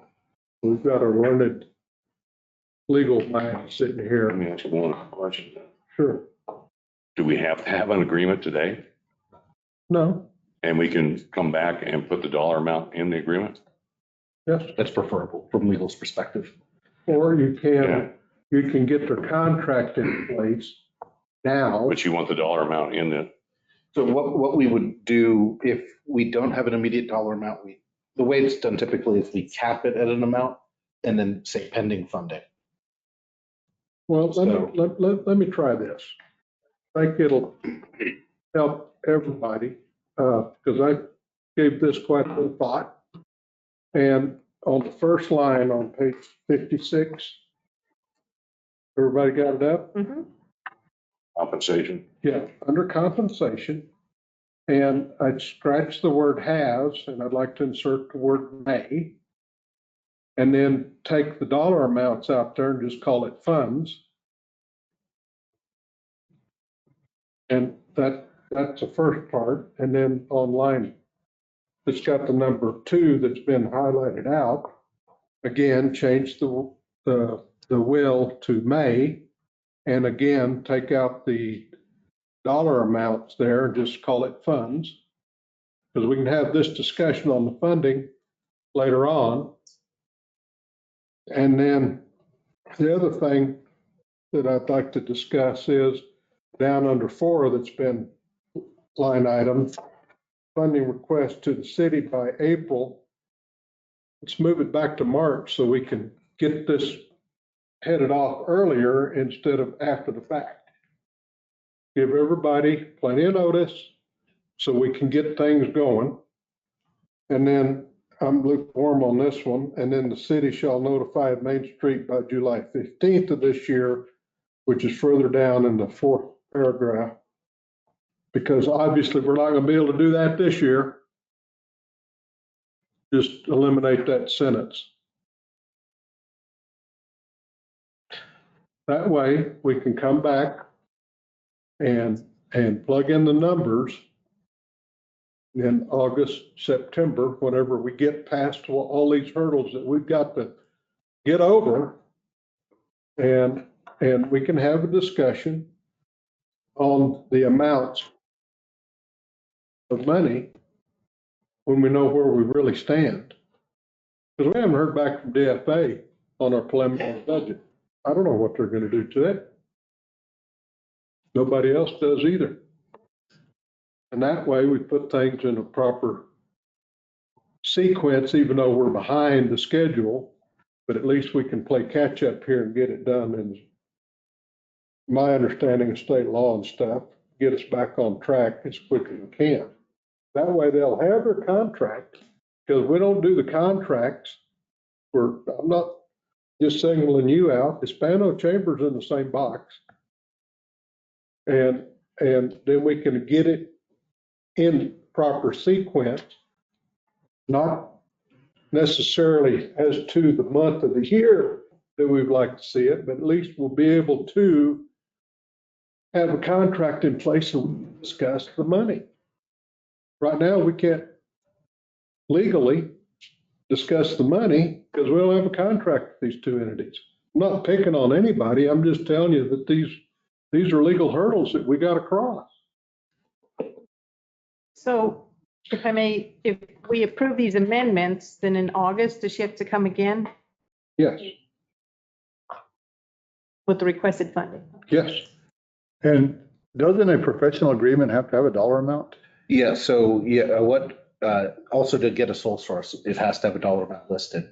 So I would suggest, city council, pursuant to the requirements of the NRA, as funds are available, the city may allocate up to, and then throw a cap where you see, and this is going to be a 1-year renewable. So think about where you might want to, Right. just adding in. We fix this now, then it's, and Hispano Chamber is a 3-year, if I remember correctly. Yes. So next year, we won't have this problem. We'll just roll with it. And then the following year, then for you guys, you better get in here with the contract. And my preference would be February or March timeframe for discussion. And then we can get on down the road. That's just my suggestion. You guys do what you want to do. No, you're right, because it's got to go through 2 committees and then council, so you better get that thing way in advance. Way in advance, yeah, you're on top of that. I like that, I like that. So let me just ask. I'm learning an attorney here, because, the city shall notify Main Street, Roswell, which apply July 15th of each year. This is a multi-year contract. What's the breach if we don't notify them? Yeah, that's why we say the city may allocate, that may says if we don't allocate funds, we don't allocate funds. So if we put up to 75,000 on that top paragraph, we don't even need item number 2, right? Yeah, item 2, I would just delete and strike entirely. Okay, well, that's fine. I don't have any pride of authorship here, folks. I'm just saying we got a problem, and this is my quick figure, and I was working on it till just a few minutes before this meeting started. I started thinking about it yesterday. So on your amendment, do you want to put the city may allocate up to $75,000 in funds? 75 is I don't care. It's May, so. Yeah. But will that be for the duration of this contract, or will that be, that's annual number? So yeah, we would read pursuant to the requirements of the MOU, the city may allocate funds up to 75,000 per year for the initial term of this agreement as outlined in Exhibit A. And then we would delete all of paragraph 2 because that is redundant. You can necessarily, I think, Barbara, 75 is the number you just care about, right? Yes. So yeah, that's already covered. 2 necessarily falls into 1, right? If Main Street wants to use some of our cash to pay for administrative costs and salaries, that's fine, because those people are the ones executing the scope of work. Right. Okay. And do we want to just take that as an initial motion and then talk about the April to March further down in the contract so we don't get in this box again? And then page 4. Yeah, and then paragraph 4, that's first line of paragraph 4, April would become March. And then the 4th line, delete, the city shall notify Main Street by July 15th of each year the allocated amount. Yes. And that's because it will necessarily be in the budget or not in the budget, as the case may be, because it'll be proposed in March, which is when management sends you guys the budget. Right. And then directly after that, it says the amount funded may change and it's subject to the council's. Yep. Right. Perfect. So it all ties in. All ties in perfect. Gotcha. Okay. Second, Jim. So it's like he was a judge. So we're going to change 75,000 for the amount. Yeah. And then May, in the word you got may. May allocate. You got to take off the ED. ED. Yeah. That'd be my name. I'm trying to be nice. I spelled it. Didn't call you out. Yeah. Okay. And that's all we have to change now. Yeah. So who's gonna move the amendment as outlined? I move we go with your amendment. Do you want me to read them again? Verify? So on line 1, it says the city may allocate funds up to 75,000 per year for the initial term of this agreement. We're striking item number 2 completely. And then item number 4, we're changing on the first line, April to March 5th. And then we're striking the sentence, the city shall notify Main Street by July 15th of each year the amount allocated. I second. Okay. Any further discussion? Cavan's doing. Counselor Cavan? I'm giving my third on that one. I'm all in. Okay, So then she has to come back again in March with the, I mean, August. August or whatever, because I'm not clear on the rules. Okay. I'm suggesting that August is not a drop dead period of time, depending on how all this stuff moves, but The council. how about if I promise you as soon as we can? Okay. Does that work? Sooner the better, so they can keep working. I'm not, please don't get me wrong, I'm not trying to harm anybody. I'm just trying to get things in the proper sequence. I'm not saying give them 100,000, give them 50 or vice versa. That's not my discussion today. Took the 100. I know you. Okay, 25 and 25. How's that? And then if we get into a situation where we have to do a sole source, you're gonna add 30 days to this thing down the road. So Yeah. don't get tied up on, okay, August, don't be wringing your hands in August, because if we got to sole source it, then that'll put it off till September if we make a decision in August. If we don't make a decision till September, then that moves it off to October.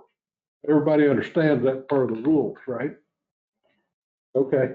Yeah, so Mr. Chaos Creator, I think if this gets sent to council and approved, we can go ahead and file the sole source because then it's just an In July. unfunded contract. Well, Then you can activate it. again, it's getting things in the proper sequence.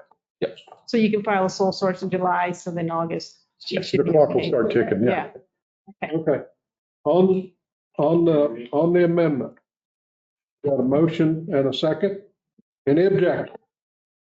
Hearing none, that one passes. Okay. So I guess we're to the point to where, what's your pleasure? I need to approve as amended. Yes. So move. Got a motion on consent or otherwise? Consent. Consent. I'd second. Got a motion for consent as amended. And I've got a second. Any further discussion? So you guys don't think I read all this? I never said that. Nobody said that, Mr. Chaos Creator. Well, Just trying to create more chaos. You just try to create what I'm chaos. trying to do, the opposition to the motion, to put it on consent. Hearing none, passes 5-0. Okay, so we're done with that. Moving on. Let's talk to the Hispano Chamber. And you guys can't run off because we're going to talk about your finances for a minute. I think down to the bottom of the list. Okay. So while we're getting all that stuff done, I have similar amendment for page 82. Okay. Sir? Now, is this different than what's in our packet? I believe so, sir. This is the most recent. Well, let me remind everybody that it's helpful to me, and I think most committee members get this stuff 2 weeks before. That document was sent to Tammy, and Tammy had asked you if you wanted it previously, and she said it was. When was this sent, Tammy? When did you bring it to me? Yesterday. Yeah, it was yesterday or the day before, yeah. Still not timely. That's when I received it, I understand that. Okay. Rules are rules. And here, unless I get a revolution, some kind of overthrow started by rule, and I've been talking about it now for 3 or 4 meetings, so. Okay, go ahead. Item number 9 is consider recommending the approval of Broward Hispano Chamber of Commerce's request for funding an amended business retention and development services agreement to City Council in the amount of $50,000. I'm going to have Mr. Gerard and Mr. Garcia here to speak on behalf of Broward Hispano Chamber.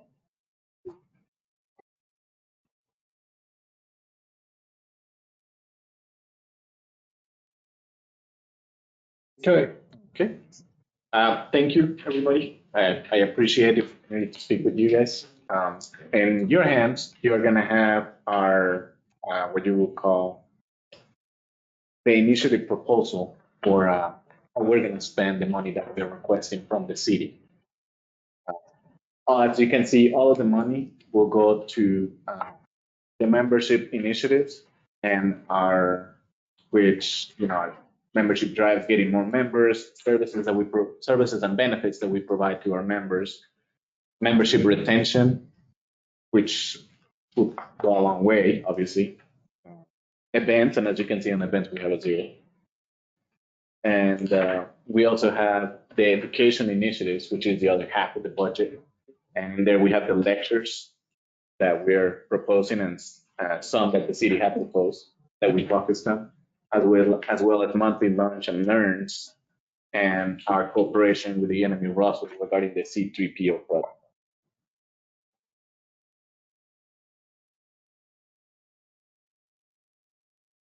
Questions?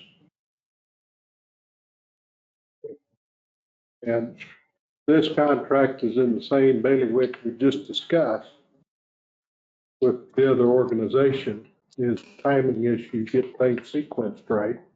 So I'm going to go ahead and propose my amendment on page 82, and any adjustments need to be made. Third line from the top where it says funding request by the city, it says April 15th, change April to March.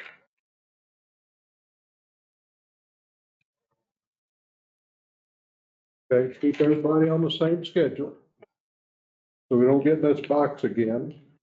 And then D,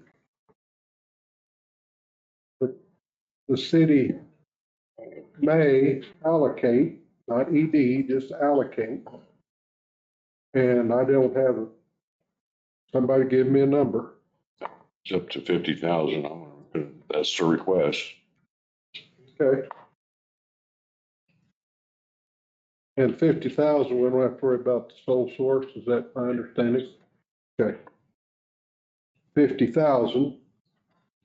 And there was something else I may have missed because I was working on this when everybody started showing up. Oh, excuse me. Back up under section A. Change it. About after the First Amendment, April to March, then the city shall notify Spano Chamber, it says by July 15th, same problem. Just strike the whole thing? Just take out the whole sentence. That may be the cleanest way to do that. Okay. Let me get my brackets on here so I'll know what I'm talking about. There we go. Okay, so I'll offer that amendment for somebody else to move. Okay, got a motion. Do I have a second? Oh, she moved it. Second. Okay, got a motion and a second as this amendment. And I'll work through it quickly, real quickly. Change the word in the paragraph A from April to March. And then delete the line where it says the city shall notify by July 15th. That whole line goes down to the amount allocated. And then under D, may allocate, no ED, up to 50,000. Is that what I understand? Everybody's up to them per year. Per year. Per year. Okay. It just says for the initial term. You want some different wording? 50,000 per year for the initial term. Okay. Right. May allocate 50,000. Which, so that would cover this year and then each subsequent renewal term. Okay. All right. Everybody understand the motion to amend? And we've got a motion and a second. Any opposition? Councilor Cavan? You got that? I hear it. I'm good with it. Let's get her done. Okay. Okay. Any opposition to the proposed amendment? Hearing none, passes 5-0. Now a motion as amended. I'd like to make a motion to approve as amended. Second. To the consent agenda? To the consent agenda, yes. Okay, got a motion, and that concurs with your second? Okay, any further discussion? Any of those wishing to vote no, now's the time. Passes 5-0. Thank you all. I just saw this stuff when I was looking through this, and I go, man, gonna make a bigger mess out Yeah, of we need to catch it. it. All right. Well, I'm not trying to harm anybody. I'm just trying to get it in. We are too. Judging you. We're trying to get in sync with you guys and vice versa. Well, this is some guidance, get that done. In the future, you guys don't have to worry about it a whole lot, other than do your submission by March for 3 years. They have to do it into 2 years. They get to start all over, but if we start in March, then we won't get into this part. Agreed. Okay. All right, so moving on, AMR contract extension. Mr. Chair, members of the committee, we're here to ask for approval of a 1-year contract extension with AMR, American Medical Response, in accordance with the current contract. A little bit of background. AMR has been providing ambulance service for this community for several years now. Nothing's changing. This is just an extension of that contract. They're doing a tremendous job. And our constituents are getting good pre-hospital health care. It's in the amount of $112,333 a month, coming out to 1.347 a year. We're just asking you to renew that. We'll continue giving. You're on again. What do we have to do? Your financial statements. Councilor Kevin, any questions about the AMR contract? No, sir. Nope. Mr. Chair, I move that we approve the AMR contract extension, to consider recommending the approval of 1-year contract extension for American Medical Response in accordance with current contract. To the consent agenda. Second, on the consent agenda. On the consent. And you don't want it on? And, Yeah. and the budget document that we sent to DFA has this money in it. We'll plan ahead a little bit, get rid of all these hurdles. All right, any objection? Hearing none, passes. Send it to this consent agenda 5-0. Mr. Fuller, very happy. Thank you. You've been sitting over there on that. For some reason, he just gets. Lorenzo must outbid you or something. Right. Yeah. Bidding process, if you don't know about. What? Let's hire on the agenda. Okay, let's do the minutes for our regular meeting on May 2nd. Here, I move that we approve the minutes for the second 2024 regular finance committee. Sorry, we're new at this. Same time. Can I do item 12? Can, but remember that these minutes for the special meeting become a permanent part of the city council meeting that occurred immediately after. So whatever you want to do, I don't care. I'm just gonna speed the process. Okay. Let's just leave it alone.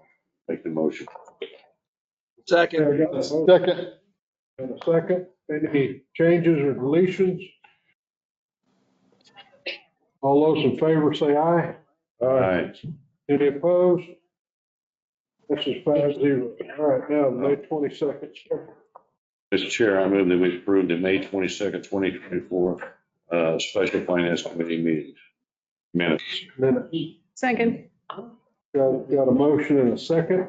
Yes. Now those can be added to the city council agenda before it's approved to the next city council meeting. Okay. Try to keep track of all this stuff. Not bad. Chaos creator. All right, any corrections? Anything? Okay. Any opposition? Hearing none, passes 5-0. All right, so now we're to Department of Finance report. Yeah. And Katie, are you gonna get started, or Tammy, one of you guys down there? Tammy's going to. Okay. So for the month of May, we received $4,643,710 for GRT That was 391,000 over budget for a total variance of the year to date of 18.65%. And then here you can see public safety is right here. And you can see that they've got a total of 1.2 million in public safety.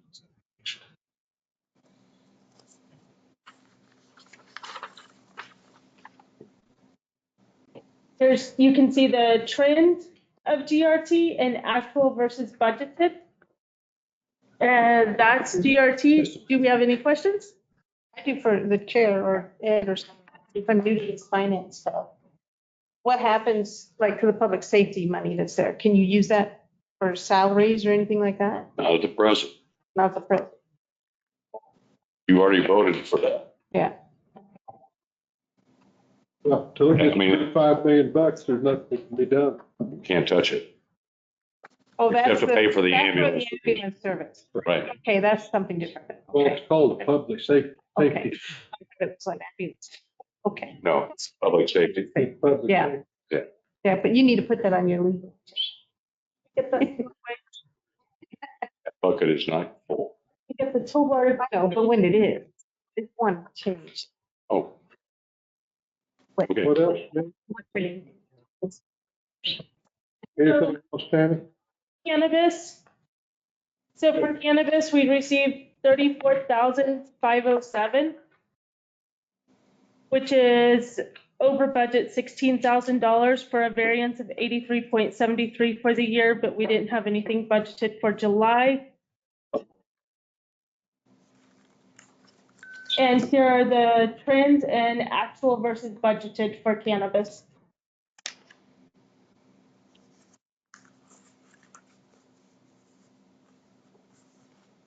Yeah. We seem to have a trend working better. Cannabis and do GRT.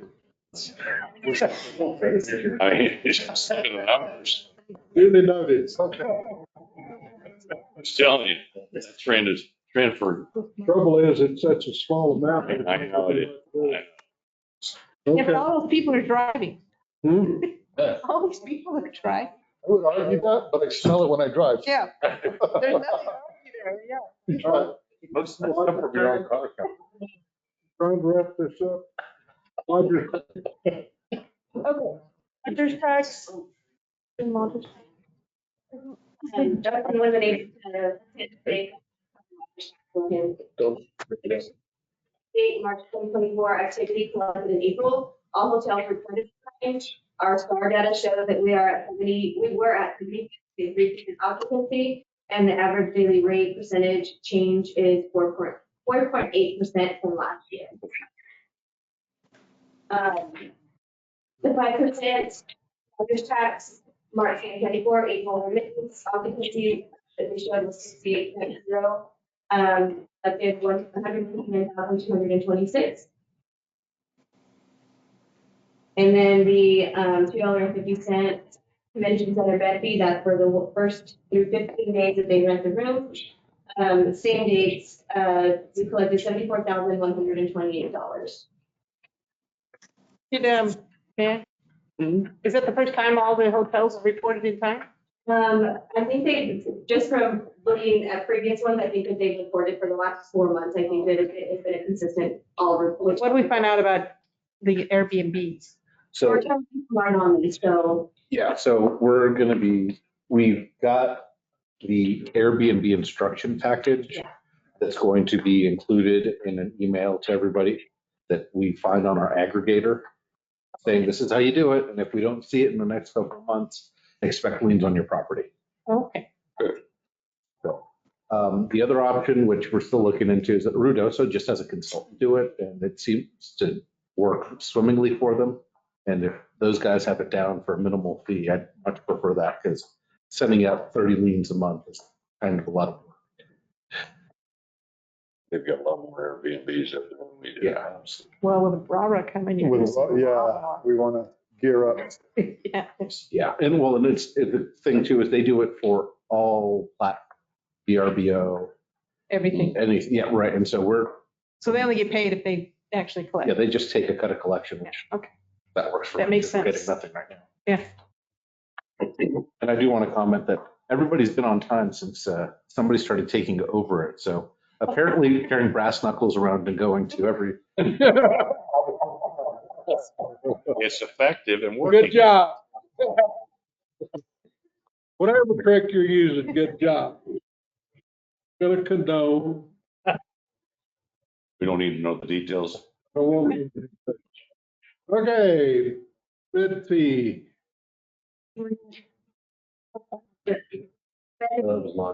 Yeah, we just put that one, $74,128 for that was March activity, April, they remitted in April. Okay. Notice, well, we still got a couple of months to go, but the trend is, if you look at your second graph there, is not as robust as some of the other things that we just looked at, so. Yeah. Keep that in the back of your mind. We've had a few short-term rentals drop out, so they sent letters to the city saying that they are no longer gonna be renting their home as a short-term rental. So that reflects also that there's been, I think there's been 4 since January. Okay. All right, any questions? All right, so public library. Oh, no, we got grant. So on grants for the quarter, actually May, we received $1,796,223.23 on reimbursements from our capital appropriations from the state. We submitted an additional $53,614.91. We didn't have any encumbrances since we are not doing any PO, so we can encumbrance that. And we also received we had a invitation to bid, an invitation to apply for from the Carol Petrie Foundation for a $25,000 grant for spay and neuter for the Roswell Animal Shelter. And we received that letter in May, so that will start in our fiscal year 25. So we're really excited about that. We did have 42,000 from that were awarded last year, but from the state, but due to some issues they had, we weren't able to get that. So Got that in already. Pardon? We got it in already. They vet boards, they didn't know how to allocate the money and they were so lost. I was on that meeting. It was a joke. It was embarrassing for them. So they just decided they're not going to give anybody the. We weren't the only community, every community that got it. And they also had a legal battle, and so that money didn't get awarded. We received a letter that we weren't going to receive it. And then we did receive the $25,000 check already for our fiscal year. I still need from you the stipulation. That starts in July then, immediately? It does, yes. Perfect. There aren't any stipulations for that. It's to be used just for spay and neuter. We could use it. Okay. how we choose. So, you know, I'm working with Haz. We're going to try to come up with if you guys care, we're trying to come up with a low-cost voucher program so people can reclaim their animal, get them fixed. I've called several vets. Dr. Walker's looking at what they're doing in Carlsbad because it's working with their low-cost spay and neuter voucher program. We're moving forward with trying to get. We have a big problem in Roswell. More than a big. No, it's huge. Yeah.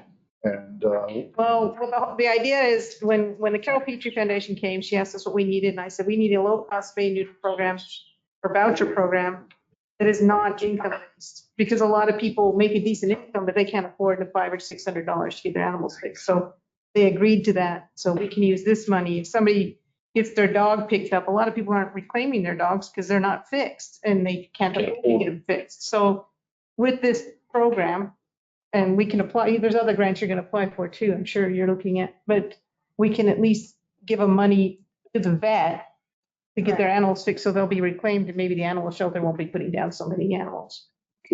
barbecue grill. Rio. Okay, anything else I think the mayor. besides the mayor? That's fine, I know you're mad. Yeah. I'm just glad you moved. I lost track I of it. wasn't gonna forget that thing about them Polish. You know, we're pretty lucky here. My son tried to get his dog spayed in Albuquerque. And he called 3 or 4 places. It was $1,000 a place. And he finally found one for 800.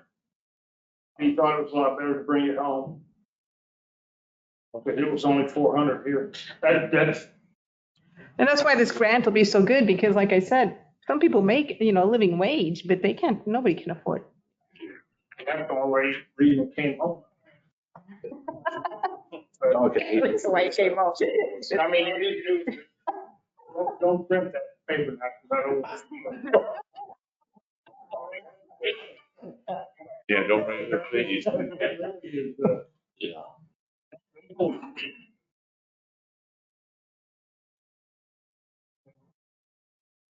Say anything else. Wow. Wow. We'll get to the next item. Okay, anything else on this item? Okay, so we did that. Library, anything to add besides what's in your? Any questions to the library? Okay. Moving along, museum. Who's here from the museum? Oh, head out there in the corner. Okay. Anything you want to add to the report you submitted? Okay. Any questions on the museum? Golf? Any questions? We already heard from the golf, so I got to do that question. go ahead. We pay for those golf carts. What we expended for those golf carts? About 350, 365,000. 355,000. Okay. How's your revenue, Jim? 25,000. This month, over 20 grand in a month, and we cheated. So 67,000 last in May, something like that. And you guys have picked up a couple of new tournaments in September. Yeah, and the word's out, so even that Taco Tuesday things, it's at max now, so we start more, and everybody's happy, that's the biggest thing, everybody's happy to coming back. It's 14 months. Yeah. So. 14. Good. Big time, you got some new leadership on That makes $1 million strip.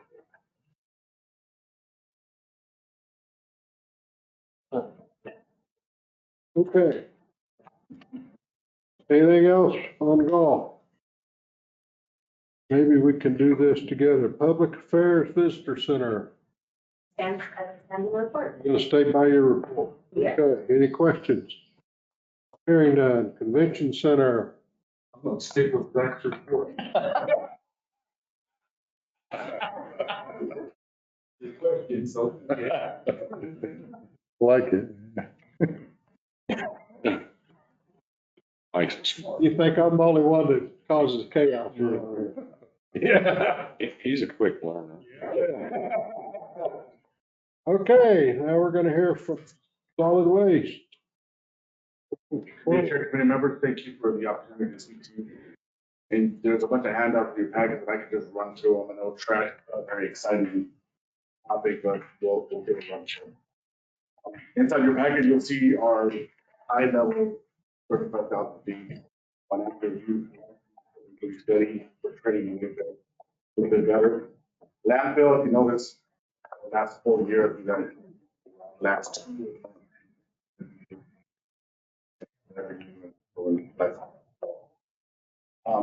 Some of our landfill fees, we are huge, 22 up to 24. There has been some changes not only in the council, but the governing body, so we get a little more support as well. One of the highlights I want to put for you is the rollout fees. You notice we went from averaging about $300 a year, over $500,000 fee. So it's a really, really robust program. Streamline a lot of technology, processes, how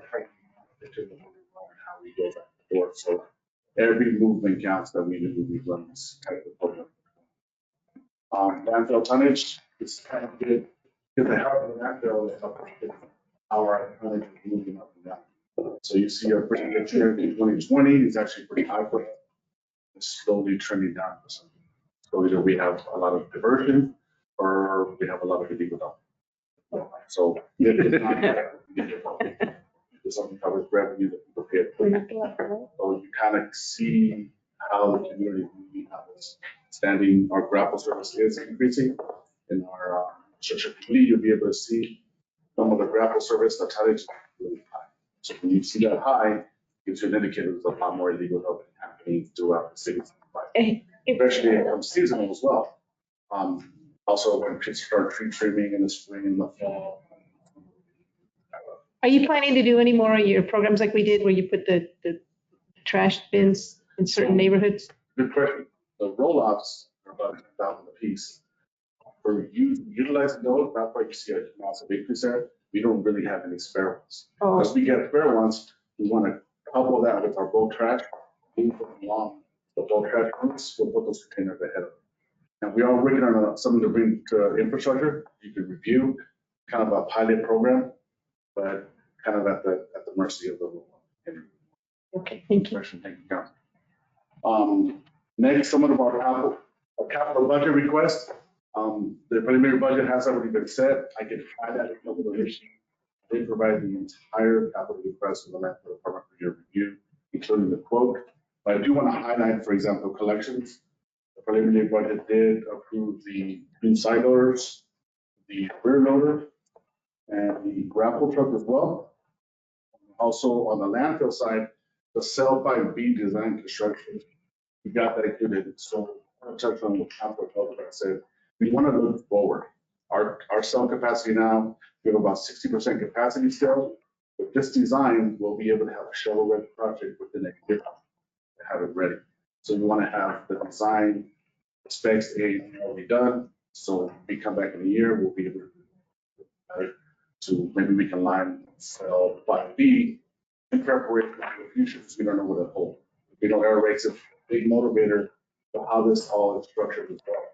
The side loaders, the rear loaders, we're anticipating an increase in the commercial services, restaurants, buildings throughout the city. So we want to bulk up the rear load and our side loaders as well. A lot of our side loaders, you'll see there is a vehicle replacement plan in there that actually shows you the equipment that we're phasing out. It's an 8-year plan. It's asking for 15 side loaders, even though we only run 8 routes with a 9 loader, but we're looking, it's an 8-year plan. You can make adjustments, you can make accommodations for those side loaders, but we work with the vendor, trucks are getting in, they're looking pretty reliable. We already had 2 running for that year. It's they're gonna help us out. We want to point out, 2 years, we didn't get no trucks at all. So we're behind on the vehicle replacement plan. That plan is in front of you. Discussions, trusted, modified, expanded, contracted, depending on what's happening. I like to make plans for 2 many years ahead. We've not got a we did get approval for a blade, new blade that's going to help us build a new cell. One supervisor trucks, the entry gates. This is very interesting. We have a $90 lot. Gate that oversees about $10 million. We really want to beef that up. Put a better security system, better gates, so we can have lighting, cameras, it's not coming and going. Also, project number 5 for me that wasn't in the budget was a secondary well. What happened out there, being used our water rights, fiscal year 25. Reason that's being is because we improved our processes, we're following state guidelines, regulations on keeping water in the roads. Future construction projects, I'm anticipating that in the future, so I want to make sure my water rights are right. We did have our well go down.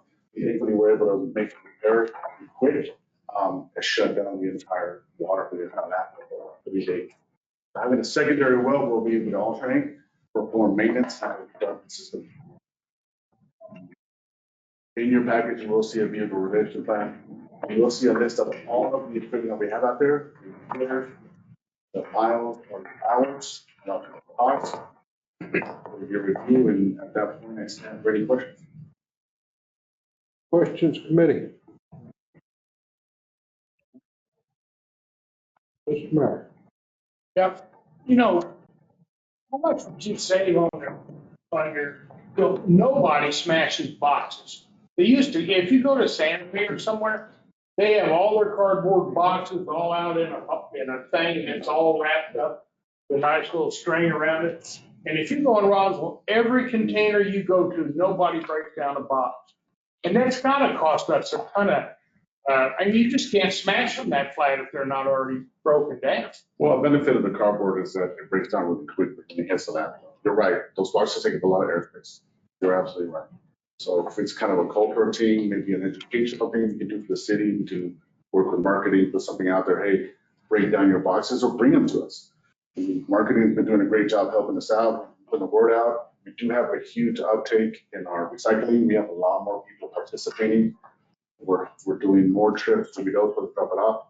Our trips are averaging about $300 so then we take a drop off, but they charge us. So it's working out pretty well. Just gonna fine tune it as we go. We don't advertise anybody to do that, to break stuff down at all anymore. They used to. And then, but even so, even if you put one place just to pick up boxes, I don't know, but they, and wet them down and then smash them and then they'll splash real flat when you do that. So the reason we have a pickup and collection part right now, but the landfill, we have a little more open. People come in and say, hey, how you doing? Thank you for coming. What do you have? Right, because our recycling authority in Vidota, they want it clean. If they don't have it clean, they'll throw it out. So we don't want to do that. So we try to keep an eye on it. Actually, my staff actually goes in there beginning of the day, midday, after they count any kind of garbage that we miss. We got a gadget go in there and pull it out. If you're gonna start moving towards recycling, you got to get the boxes there. Well, they have a bin there for the boxes. We have a dedicated bin just for boxes themselves. Yeah, but I mean, I'm just talking, go down there behind any of these auto parts places and look how many boxes there are. There's nothing but boxes. They don't break any of them down. We have a code enforcement, we definitely have a conversation. Well, I mean, code enforcement needs to look at a lot of that. I mean, I don't know what they're doing, but that's, need something going. It's a conversation worth having with those businesses because maybe we could help them out, maybe they can help us out. Yeah, and there's a lot of businesses too that have compactors, they bill it and they ship it out, like Walmart, Target. Big lots, they bill this stuff. see 'em on big lots. They send them out. Have to go pick up. But we need to be thinking about educational programs. And I know you've done a great job going on the radio and putting that out. It's a collaborative effort, it's also PIO, everybody else, we're all working collectively. So it's worth looking at that. Thank you, Mr. Chair. Hey, ma'am, would it be possible for you to kind of report how much recycled material we picked up? Yeah. And show what our efforts have done to how much we're keeping out of the landfill. And I know it's kind of an infant, we're in the infant stage of this.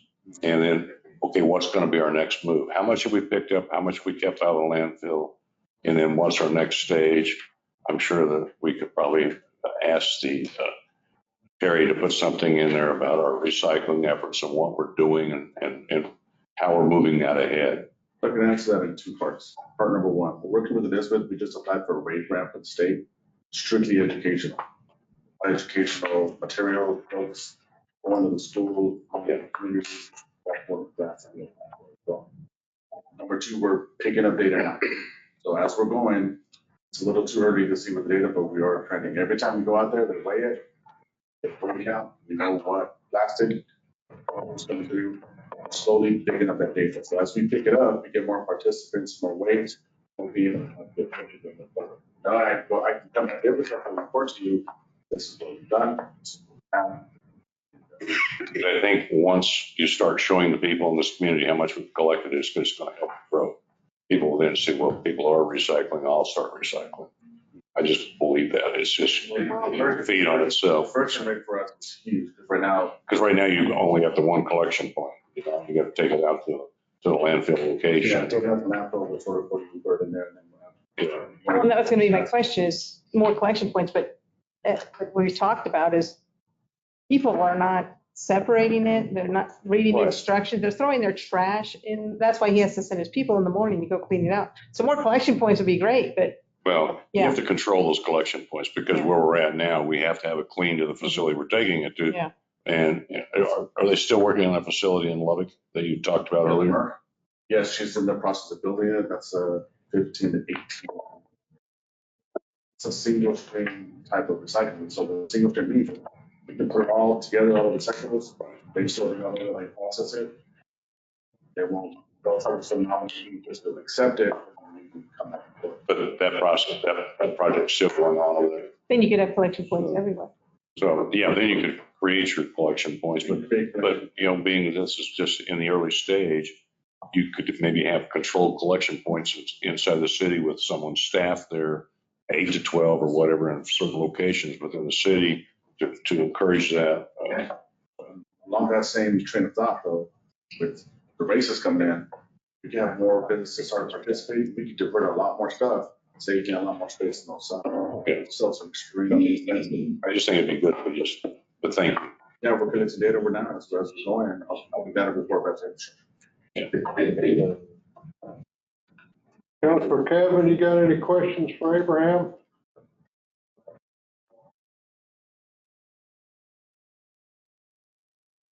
Councilor Kevin? You still with us?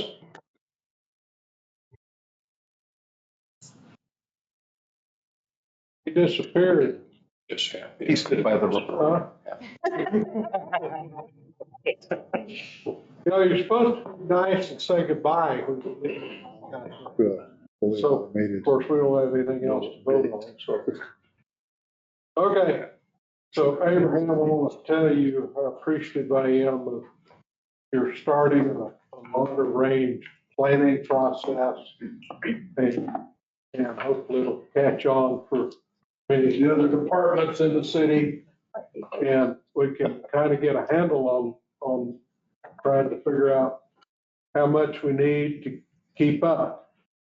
And from a budgetary standpoint, it's going to help a lot.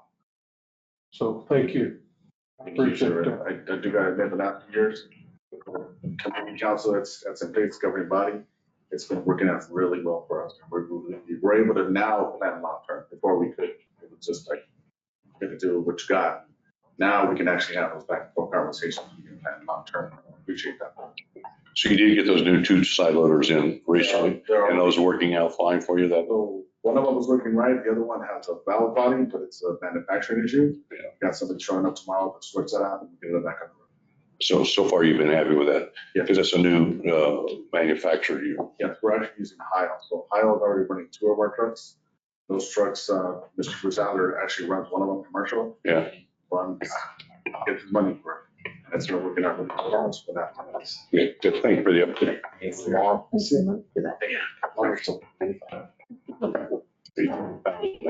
Are we working on anything? Gonna bid that. Okay, anything else?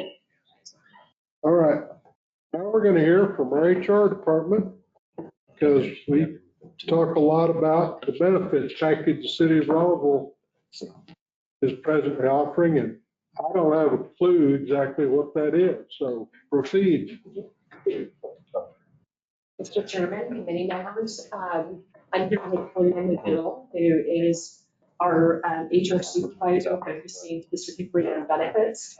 And what we wanted to do today is kind of just walk you through a high-level overview of our benefit plans in its entirety.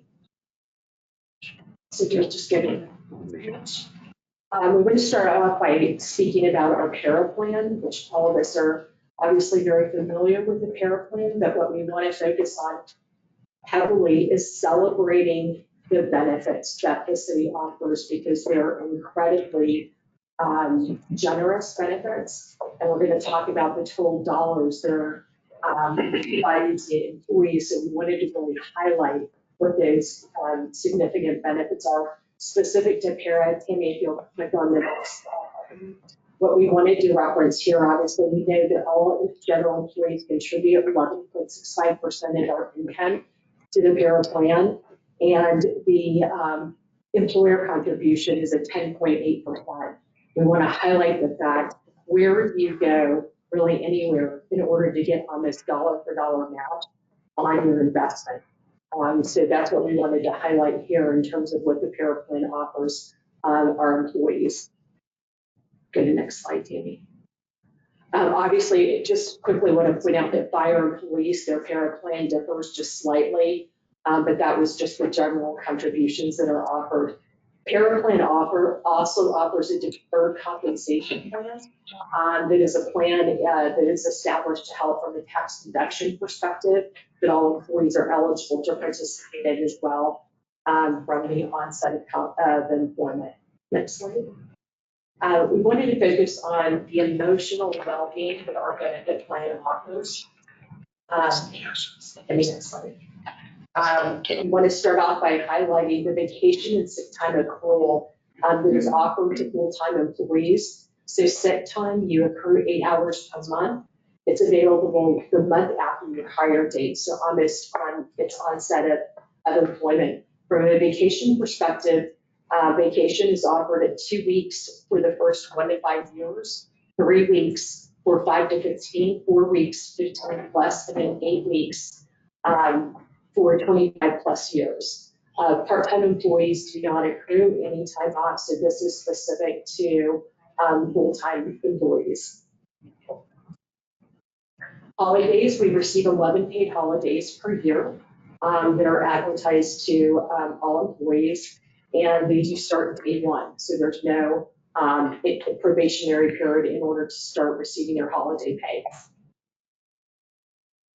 And it is for full-time 8 hours that you receive for FTEs, for full-time employees. Part-time employees only have a regularly scheduled workday for the same amount of the hours that are normally worked would a part-time employee receive pay, but they do receive it if it falls on a regularly scheduled workday. Personal day off, you have, this is offered to full-time employees. This is 8 hours per year that's accrued. For fire, they receive 24 hours per year. Police receive 10 hours per year. And then you also receive an additional, the personal days available the following January after completing 1 full year of service. Longevity pay. Longevity pay begins after 3 years of employment. You receive $15.02 per month after 3 years of employment. And then after that, you receive an additional $5.01 per month for each following year. So again, that longevity pay kicks in at year 4. For sick leave, we offer an accrual rate of 8 hours for police and general employees and 16 hours for fire department. When you can use it, you accrue your hours. You can utilize it for personal illness, child, family illness, doctor's appointment, treatment, or hospitalization. We also offer disability and FMLA after 1 year of employment. And we also offer some funeral coverage as well, which is typically known as bereavement. HR recommends that each employee should bank some accrual in case of emergencies. And then from a sick leave incentive, we actually, an employee must complete 1 calendar year of employment to be eligible for sick leave incentive. And this incentive shall be awarded the following January after 1 year of employment. If you use less than 24 hours of sick leave per calendar year, you gain 8 additional hours of annual leave. If you use less than 8 hours of sick leave per calendar year, you would gain 16 hours of annual leave. And it is also a little different for fire and police, and we call that out. Obviously, the content will be available and is available to you in the deck, but it is a little different that's specific to fire and police there. FMLA. So FMLA with the city is a program that protects your position up to 12 weeks per calendar year. Should you have a personal health condition or family health condition. FMLA is an unpaid leave with the city. Again, it's intended to protect your position for up to 12 weeks should you have a situation like this occur that requires your attention on a personal basis. Only needed if time out will be ongoing, and you will be out 3 or more consecutive days. We are actually proposing 10 or more consecutive days. 3 days typically with any other organization would just require like a doctor's note indicating why you would be out. And if you look at a 2-week calendar period, that gives you a better sense of if this is going to be something that is going to be ongoing or it's more just an intermittent issue that you're dealing with. FMLA applications must be approved by HR prior to leave being taken when possible. And employees that require a doctor's release would be submitted to HR upon returning to work after FMLA. The qualifications for FMLA is for a full and part-time employees who have worked for the city for 1 or more years and have worked at least 1,250 hours in the last year. Okay, so there is some requirements in terms of building up your eligibility for it. Again, this is for an employee's own serious health condition. It could be for childbirth, both maternity or paternity, a placement of child for adoption or foster care, a care of a spouse or a child under the age of 18, or a parent who suffers from a serious health condition, qualified emergencies that are the result of a covered service member being called to duty in armed forces, or the care for a covered service member who's injured or becomes ill while covered during duty. So physical health. So our health plans that we offer, we want to highlight that our health plans offer more doctors and hospital options. They offer personalized customer service options. We've got tools and resources available to us where our coverage takes us, our health and wellness program, and digital capability that our health plans offer. Who is eligible for our medical coverage? Our full-time employees, and that is anyone who works more than 30 hours per week. So you could be a part-time seasonal employee that would be eligible for benefits versus a part-time employee that is typically managed at about 19.9 hours per week. Dependents would include lawful spouse or domestic partner, a natural or adopted children or stepchildren or legal custody, or court-appointed guardianship children. When you can make changes. So open enrollment is typically the time that any of us would make changes to any of our healthcare plans. However, there are certain qualifying events that can happen that can impact whether or not you can make changes to your healthcare coverage. That would include marriage, divorce, a death of a spouse or dependent, adoption, loss of coverage, or gain of coverage. These changes must be made within 30 days of the event. And so failure to do so would result in us having to wait until open enrollment. So one of the approaches that we're taking is, and we're going to walk through the amount of investment that the city is making as employer contributions, but we really want to take the approach of consultative approach to healthcare.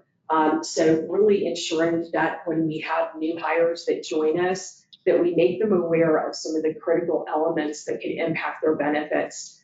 So Karina and myself and a few others on the team are going to take very much a consultative approach to ensure that our employees are not over-insured either, because that is impacting or could impact the dollar amount that we're investing into our people when it's not necessary. And we'll talk about that in a little bit more detail in a moment. So here what we want to highlight, and I know that this is very small to see, but you'll see all the various carrier plans that are offered from a healthcare perspective, from a prescription perspective, dental, vision, disability, life insurance. So you've got all the various coverages here on the left side. You'll see the employee percentage of contribution on each of them. And what we really want to highlight is the employer percentage of contribution, which you'll see on major medical for employee plus spouse, child, and family. The city covers 87.22% of the healthcare cost for, again, not only employee, but all the way to employee and family. That's pretty much unheard of. I come from very large organizations such as Dell, PayPal, Visa. And typically when you see large contribution coverage like that, it's for employee only. It doesn't extend out to the entire family that's covered. So again, really want to highlight the fact that that's a huge contribution that's made on the part of the city. So those first 6 carriers, do they get to choose which one they want to use? Yes. And is it just the difference of doctors that are participating? Yes, it could be the difference of doctors. It could be a difference of the deductible, the maximum out of pocket, the prescription care that's offered. So the various plans would just offer different selections that we would want to match up to the needs of you and your family. What's the majority of the employees? I would say probably Blue Cross Blue Shield, HMO, right? Mostly the HMO, unless we have like blended families, they like to add like their children that live out of state, so then they would go GPO, so that way, while their children are here visiting, then they would be covered here as well as everybody, because PPOs are nationwide. Okay. Thank you. And then here, what we wanted to highlight here is just, again, just to break this out, I can't see because it's so little, just to come up here. So the same thing is that we're pointing out the coverage that's offered, the type of coverage, whether it's employee only, employee spouse, children and family. But you'll see the total cost of, if you look at the PPO, which is Blue Cross Blue Shield PPO, let's say if you look at family, you're looking at a biweekly contribution of $760 biweekly that the city is making into that employee plan. Again, that's significant. You typically don't see that high amount when it comes all the way down to employee with family. So we do want to point that out. We're going to be running numbers and running ratios to see what percentage of our plans actually are employee only, how many fall into employee plus child, spouse, and family. My sense is that, and we haven't had a chance to run these numbers, but my sense is we're going to see a large amount of our plans are going to be family coverage. So that's the largest cost to the city. Our well-being solutions, the plan offers short-term counseling, assessment, and referrals for all employees and eligible dependents. It could be through marital conflict, if you're dealing with drug and alcohol abuse, anxiety, depression, workplace issues. A lot of people are dealing with workplace issues. We want to be able to offer them some counseling to work through them. Grief and loss, child or elder care, which is really taxing on us, and then any other concerns. And these resources are available online or on the phone, and they are also all anonymous. So it's very private. We don't know when these things occur. All we do is provide the number of where our employees can reach or the availability and how to access these services. But again, it's very confidential, and we want to stress that to employees so that they feel comfortable utilizing the ancillary benefits that are offered. We offer funeral concierge and valuable resources, so pre-planning for funerals and as needed support during the time of loss. This is a very unique service that's offered. I've not seen this before in 30 plus years of looking at benefits. So this is a really nice addition that we offer to our employees at time of loss. Then we offer beneficiary assistance counseling. So this is a service that's offered that is legal advice. It offers financial guidance and emotional counseling for up to 1 year from the date that a claim is filed. You have up to 5 face-to-face visits or equivalent professional times for one service on a combination of services. And then you have a health champion, so someone who you work with on a regular basis that's helping you work through the issue that you're contacting them about and getting support on. We've got a state guidance and rural services. So that can come into play with many things as you're looking at, will preparation, licensed attorneys that provide some legal support, drafts that are offered to us at no cost, from a will preparation perspective, and additional estate planning services are available for purchases as well. We've got travel assistance. So this assistance is offered for business or pleasure, and it is for coverage over 100 miles from home for 90 days or less of your trip. This is employees, spouse, dependents, and children of up to 26 years old, and it offers up to $1 million in covered services. This includes emergency medical assistance, evacuations, medication, emergency personal services, travel, cash, legal assistance, pre-trip information. So just a lot of benefits at your fingertips that we don't know that we even have available. So we want to advertise these and make sure that our employees are familiar with them. Molly, in that same vein, this isn't in our packet. You've done an outstanding job putting this together. I'd like to get this out citywide to all users, in particular our council members, but to all our city employees. We haven't done a great job in prior years of making sure we understand it. In advertising this, absolutely, Chad. And we're on the onset of going into planning for open enrollment, which will take place in October. So between now and then is really the educational time that we have. We're working with public affairs to help us market the various benefits. To the departments and do this visit, because if you just email it, they're not going to read it. But Yes. if you do this presentation. Absolutely, we can do that. And we can also condense it and just do more of a high-level overview and then provide them with the content. But at least where we're highlighting the things that could be beneficial to them, absolutely, and then doing that. Here in the city, I want to highlight that we offer $50,000 of basic life to employees or employees only, and that's paid at 100% with the city. And you do have the option to purchase additional life insurance, but this is what the city covers.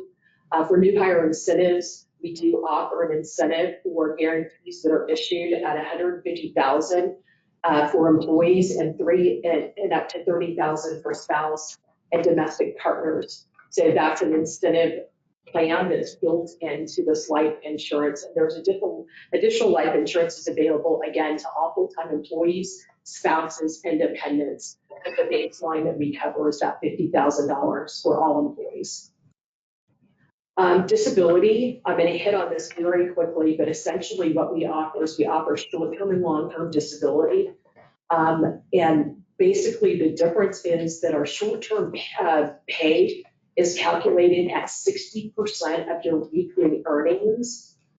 There is a maximum period of your short-term disability, which is 24 weeks. After that time frame, that turns into long-term disability, which at that point, long-term disability covers your income at 40%. And there is a maximum period of 2 years on long-term disability, and you must play into the plan for 1 year before utilizing this coverage. So much like FMLA, this is a requirement that you would have to have 1 year of employment prior to participation in long-term disability, as well as FMLA. We do have workman's compensation. This is an incredibly important coverage that we offer for anyone who is injured while on duty. These are important for managers to understand. If there was an incident, they need to be reported immediately. So we're working very closely with our safety team, with Shelley, and ensuring that our managers understand that if there is an occurrence, it does need to be reported immediately, and how we would handle it from a workman's comp perspective. Today, workman's comp claims are covered at 66.67% of your income. So there is a loss of income, but the majority of your income is covered during workman's compensation. Currently today, we have a recommendation in front of Chad and Mike that has been proposed that would offer a little bit of a different coverage, and we're in the process of gaining some support on that recommendation. That's all I'll say in terms of that. Again, what we really want to highlight and what's important to convey to you and to our employees is the competitive landscape of the benefits that we offer. So we often that our base compensation is not as competitive as what you could get somewhere else. But we want to highlight and also provide total value statements to employees at time of open enrollment to show what percentage of the added benefits that the city of Roswell offers that helps drive their total targeted compensation. So again, looking at an 11.65% contribution on our part on para and getting that 10.8 matching. You've got the para deferred compensation in terms of vacation and sick time accrual, what is offered there. On an accrual basis, we offer 11 paid holidays annually. We offer the personal day after 1 year of service, the longevity pay that kicks in after 3 years of employment. The FMLA that protects your job up to 12 weeks if necessary. $50,000 basic life term that is covered at 100% by the city with the option to purchase additional life. We have the well-being solutions that were covered. We've got the disability coverage for the short-term and long-term disability that does offer compensation coverage. Workman's compensation that also covers your compensation if you're injured at during time of duty or work.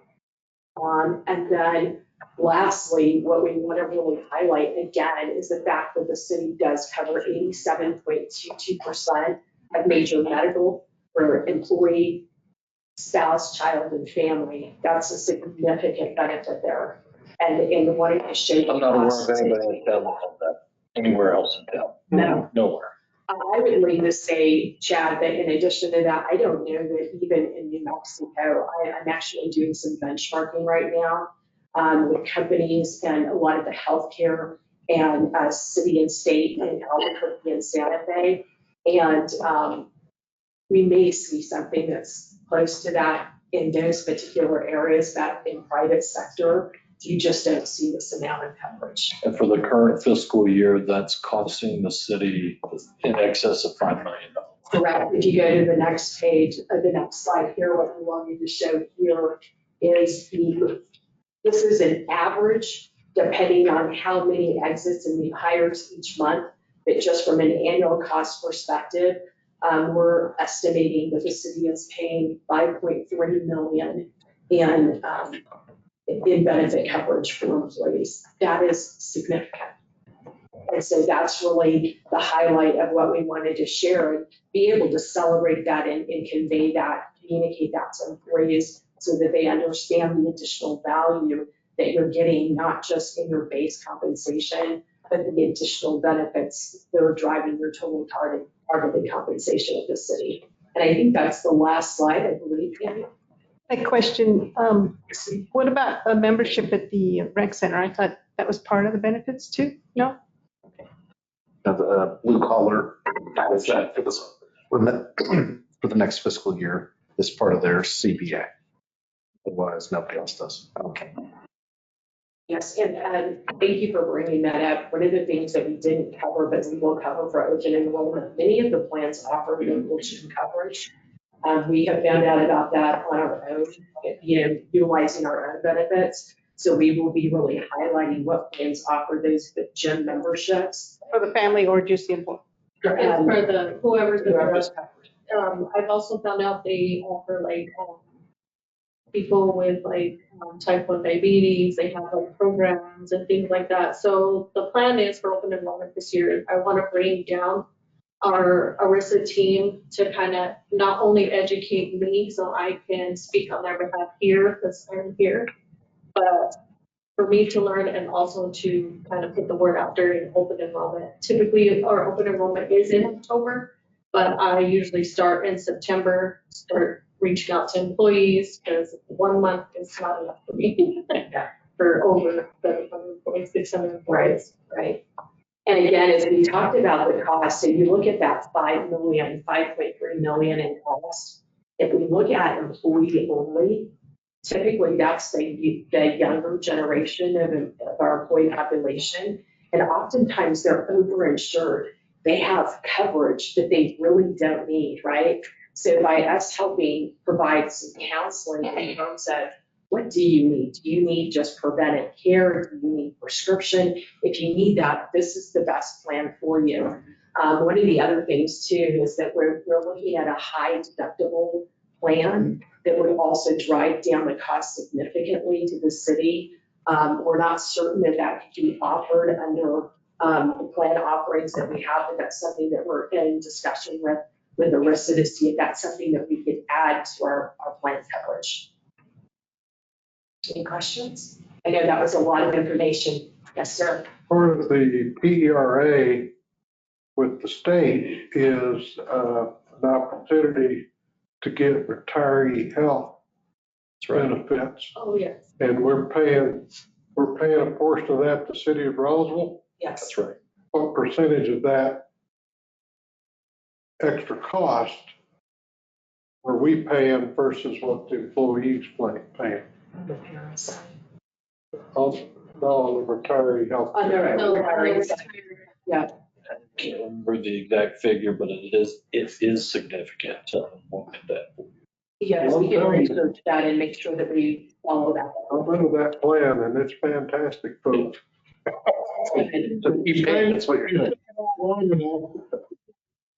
Phase out at the end, right? We'll definitely look into that and have a number for you.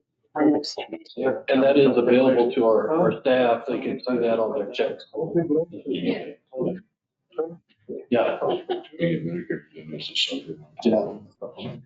See if it carries over to widows.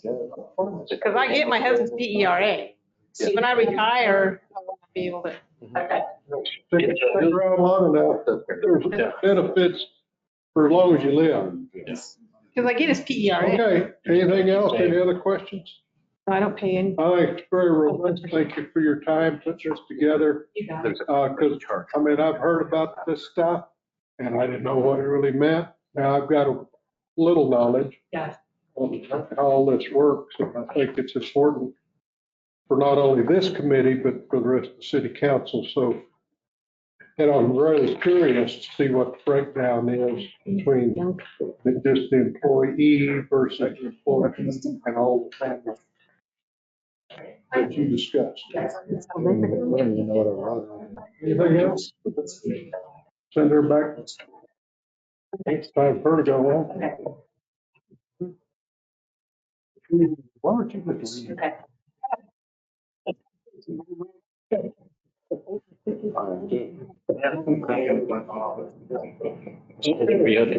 Anything else?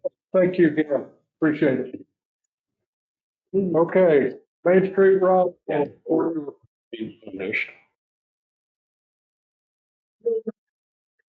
Boards and standby board side. The only thing that I did was get a little financial in there at the very end of it. There's a couple of financial.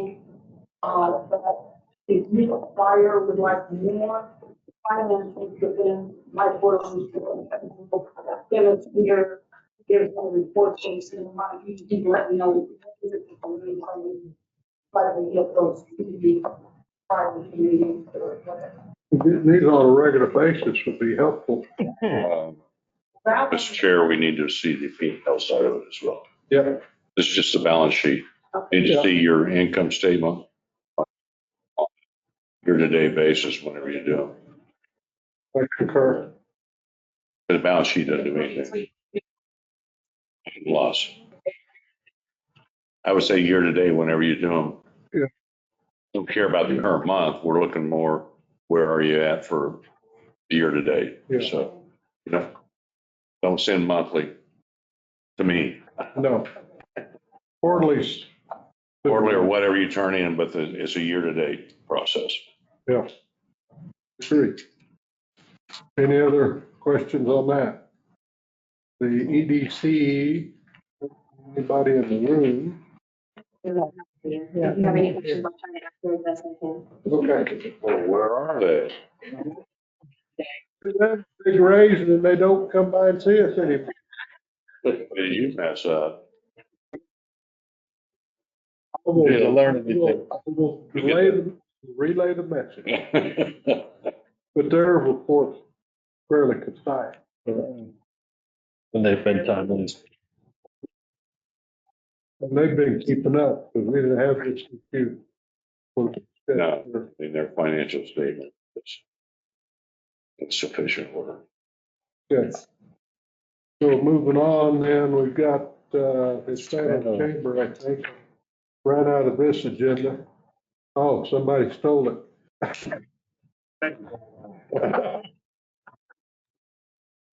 What have you got to say? Last time we met with you, you requested that we provide you numbers. And we have given you numbers, and we have the most accurate numbers, which is the one that John was kindly passing around for January 1st all the way through May 3rd. Well, and I know that in the past, reports have not been prompt. That is something that we will be taking care of, especially right now that, we're finishing the reorganization and we set a strong foundation to be able to be prompt in not only reporting, but communicating in everything that we are doing. Well, we know you guys are reorganizing, and I'm not going to bad about it yet.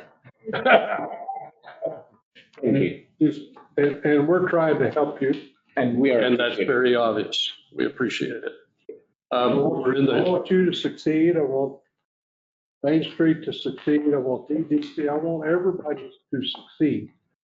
Meet the goals that we outlined. And that's how we see it, and we thank you for the partnership. Okay. So we are in the process of getting those numbers for you. And the woman that's doing that is the lady that does the numbers for roads, because we couldn't afford a, $15,000, $20,000 audit. But she's pretty serious about what she does. We're going to have them to you by the June 19th deadline. Hopefully we'll have them to you before that. Our initiatives, we have two really main focuses. Membership initiatives.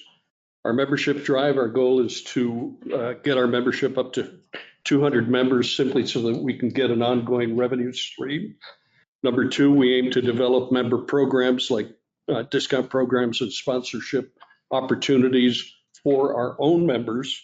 And also we're in the process of enhancing our digital marketing presence so that we can bring in members and provide services, better services to our members. We're improving our online member portal. We're also looking to increase educational opportunities for members as well as non-members.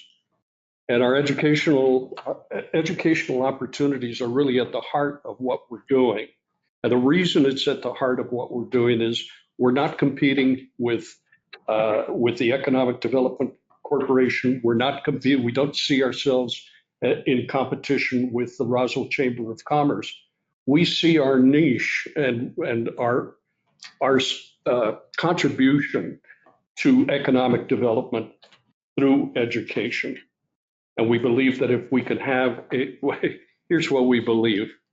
We believe that education unlocks knowledge, and knowledge unleashes entrepreneurship. It unleashes trade skills, and that benefits the community in many different ways. So that's our approach, and that's what we're doing. And any feedback that you folks have, we would appreciate hearing about it. And we will do the best that we can to make sure that our goals and our approach are aligned with the cities. Very good. Questions? No. You guys have a Matanza coming up too. Not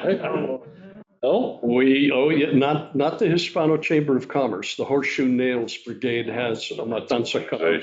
Fair enough. My apologies. We have a meeting tomorrow at 9:00 at NMMI, Lusk Hall at McNally Conference Room. We're looking for volunteers. Last time we had a meeting, we had roughly 30 people there. Colonel West is our chairman of the board for the Horseshoe Nails. And Dr. Powell is there. There were a whole bunch of, there were 2 counselors there. So we appreciate that support, and we would encourage you, if you are interested in the matanza, which is a Hispanic pig barbecue or pig cook-off, if you want to get involved, she probably knows about it, having been to Spain. But if you'd like to get involved, and by the way, Hess, would you please stand up for a moment? Hess, please stand up for a moment. You know, I'm pretty good. Okay, well, this guy is the originator of that idea. He's the one that. I do like eating pig. He's the one that put. Over coffee, he's the one that put the idea in our head. And by the way, I'll be on one of the teams. The last thing that I'll put out there is we are doing this to raise money for the underserved and underprivileged families and kids in Chaves County. We're not going the traditional route, which is scholarships. Everybody has scholarships. So one thing that I've learned in this, and I've been working on it for a while, is that there's a lot of scholarship money available, but it's the supplemental expenses that are the deal killers for these families. They can't afford $100 extra payment a month or $50 extra payment a month. 85% of the kids at IPA, at NMMI IPA, are from underprivileged and underserved families. We covered their lunches and their supplemental costs for an entire academic year. So come join us.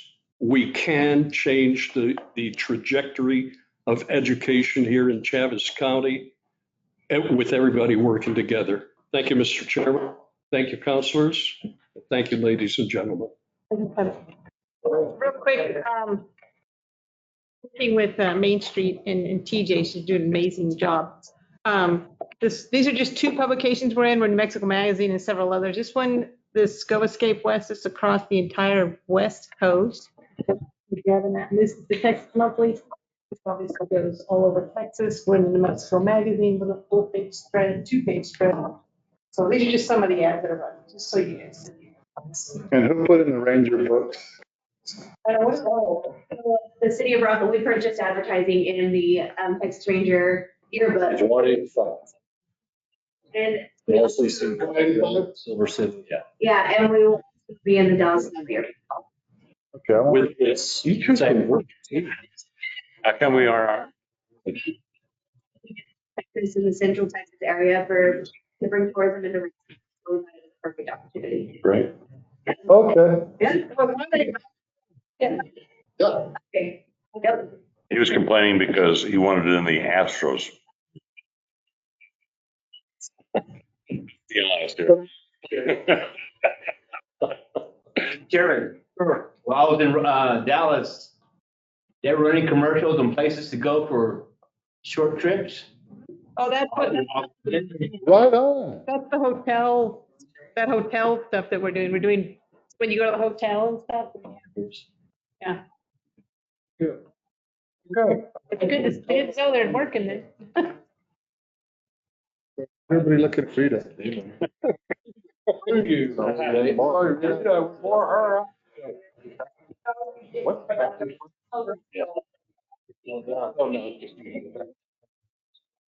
That's a good way to look for there. You have those 2 pages.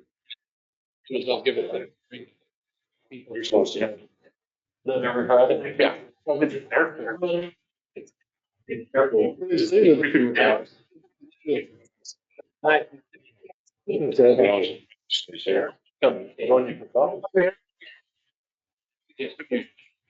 Get there. Thank you.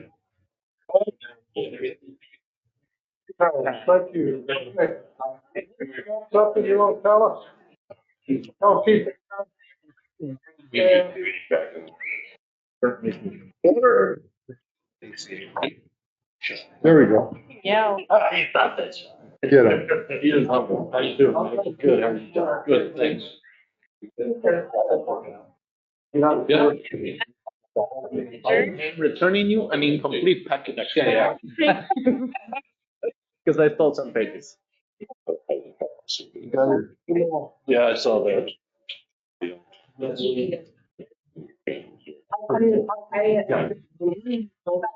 Yeah. One of the few times that I've caught a lot of things repeatedly.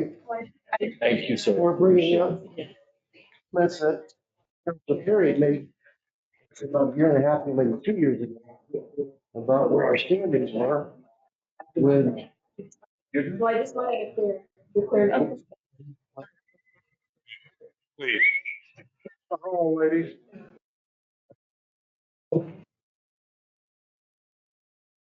Gentlemen. Free to go. No, Bruce is, you're free to. Bruce there. So what I did last night, since it's been refuted a few times, I created a report based on numbers that have been pulled over the years to create a baseline.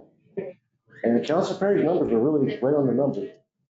When he said it was around 525, 550 a year, and we went down to 475 during the COVID, and it was actually 465 on the one I had pulled for April 22nd. So numbers are right there. The compilation of, now this isn't what was budgeted for those time periods. This is just the total of that salary list for that pay period. That would be that's annual. So I'm sure budgeting was much higher than that. As you can see, the pattern is pretty clear. And we've been broke for the last 3-4 years, but we've increased the population of employees by 50%. You know, it wasn't fun running the city at 455 employees. I know all the departments, including our own, were being run ragged. It was skeleton crew. So that's not the target number, obviously, but it's a baseline of what you need, and everything beyond that is kind of a luxury. And with we're going, what, 50% base salary plus 40 to 50% is what the actual cost of the employee is for the benefits, roughly. That's right, 40%. I mean, 21 million to 31 million. I'm not sure what this year's, I haven't gone through the 100 and some pages of, I am not an economist. Genius, yes, math whiz, yes, but I am not an economist. So whatever we're budgeting for 690, I mean, we're looking at what, maybe 12, 14 million above that baseline. We add 50% onto that. That's 18, 19, 20 million additional from where our skeleton crew would be. That's a lot of money.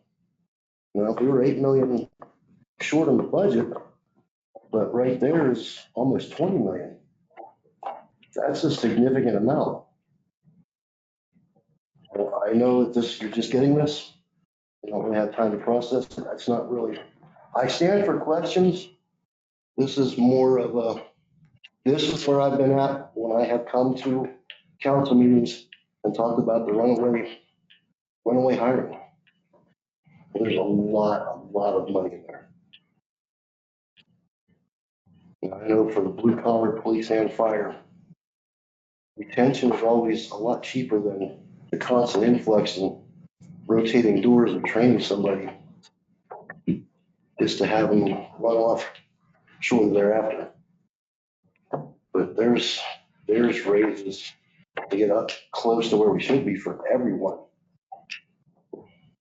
And that is everyone, that is all the city employees. Those numbers, those expenditures are including police, fire, counselors, everyone. Stand for questions.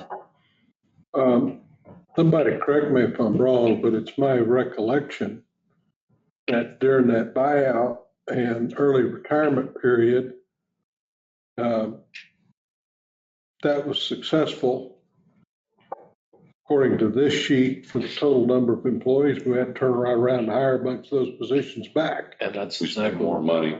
and spent more money Spent more on the money doing process. So I would like to mention this. One of the first things I noticed a year ago when I walked in the door is I couldn't get a straight number from anybody that could hold up for more than a week. By the next week, the number had changed dramatically, or was totally the opposite.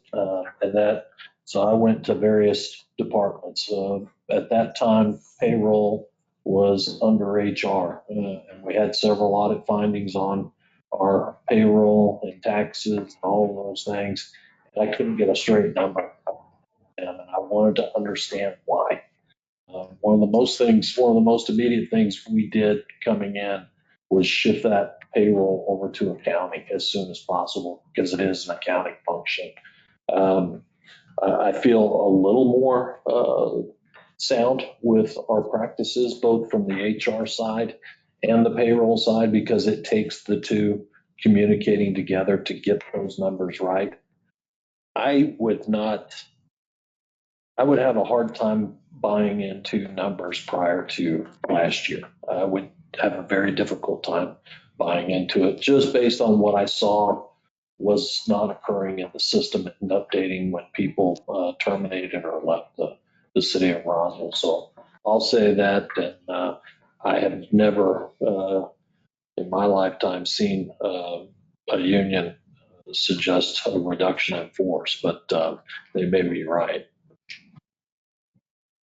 I will say on those numbers, my most recent input that I put in, the data set that was returned to me as a master list of current employees, 1,470 employees. Wow. That's a lot. Or it's. Do you buy it? Or it's more flawed now than it was before. But you see my point. 1,400 employees. Yes. That's hard to buy. So where did you get the list? Yeah. I would suspect that has a bunch of part-time employees. No, it has a lot of people that were never removed. I'll tell you that our budget, Database. 690, includes part-time employees. And really, if you want to get an accurate count of any organization, you have to break out separately your part-time and temporary seasonal employees from your full-time, what we call an FTE, full-time equivalent employees. That's what most of your benefits are based on. Typically, your part-timers do not get the 40% bump in benefits. It may vary at some other places. These do include part-time employees. But we did include the part-time and That's seasonal 16, too? the 690. Anybody, no, this is just a snapshot. At that point in time, when that inquiry request was put in, this is the snapshot of who was on the payroll. People come and go all the time. What I'm saying is it's a little misleading. It might be. Time. I will say, if the data set is flawed, when it's flawed at a consistent rate, Yeah. it doesn't. And it's not a knock on you. It doesn't affect the art. It's just, I want to make sure we're understanding there's part-time, Well, at and least in this 690 includes the vacant positions Yes. too. It's not. Because I know that our temps, we pay for out of our enterprise fund. They never went to budget, so they're not in here. Doing tips anymore. We're not. Okay. But going back over the years, there were temps employed. They're not in this budget numbers. Right. But the enterprise funds that had the temps paid for them out of enterprise fund. So that however many temps we had wouldn't phase this number, and part-time is included. Yeah. That was a snapshot. Whoever's getting paid tomorrow, if they improve within last week, that would be a snapshot. And I just have a tough time. I know it came in April 2023. That jump from 570 to 655 in that shorter period of time, maybe it happened. True number. I just know I couldn't trust the numbers I was getting. the data set that was returned to me recently, if it had been fixed, I didn't accept it because I wanted the full accounting improvement payroll. It's interesting to read how many people have been hired in that 6-month period. But this 6-month period was returning 130 some employees hired in just the 6 months of this year. So, I mean, I could see that real easily if there was 130 some hired already this year. Unless you're saying the data is still completely, I don't. Yeah, I'm believing the 465. But what I will say, Bruce, is I agree with you because I've made the statement. When I look at the budget, I look at the budgeted employees versus just using GRT as a guide. Employee cost has gone up more proportionally than our GRT, and that's where we got to get it back down. I'm glad to see that you all are recognizing it and are saying do something about it. And I've been saying that for it's business 101. a year. It's important that your membership understand that. Yeah. We've been working on getting a handle on it. Yeah. Well, Diligently for 6 months. it's time to do. Well, we can't seem to get the same number twice. And that's a problem. How far are you up? Depends on what. I mean, If it's a matter, Not like the 465. I'm not going to believe that 465 number. City, and then from 626 down to 465, I don't believe it. That's a 50% increase. It's just, you still drop any city employees. I get it. Thank you, Bruce. First, we can free. Am I going to leave? You can let 5 minutes after you say. Say bye. I didn't have to say bye. Yeah. Can I gotta walk? Turn the wheel. didn't hear the.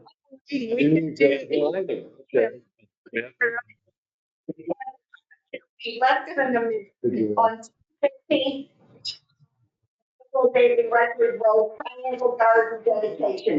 Keep Travis County beautiful and the city of Roswell invite the public to celebrate the completion of the education garden at the Hope Park between Riverside Drive from 9:30 to 11:30. And then it goes on and then it says, for more information, keep Roswell beautiful. Keep Travis County. Okay. It should be.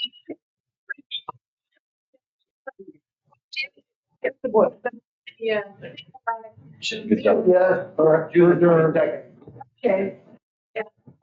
Head off your chest.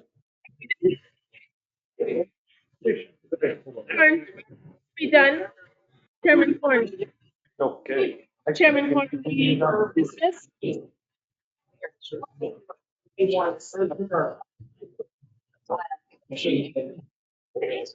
know.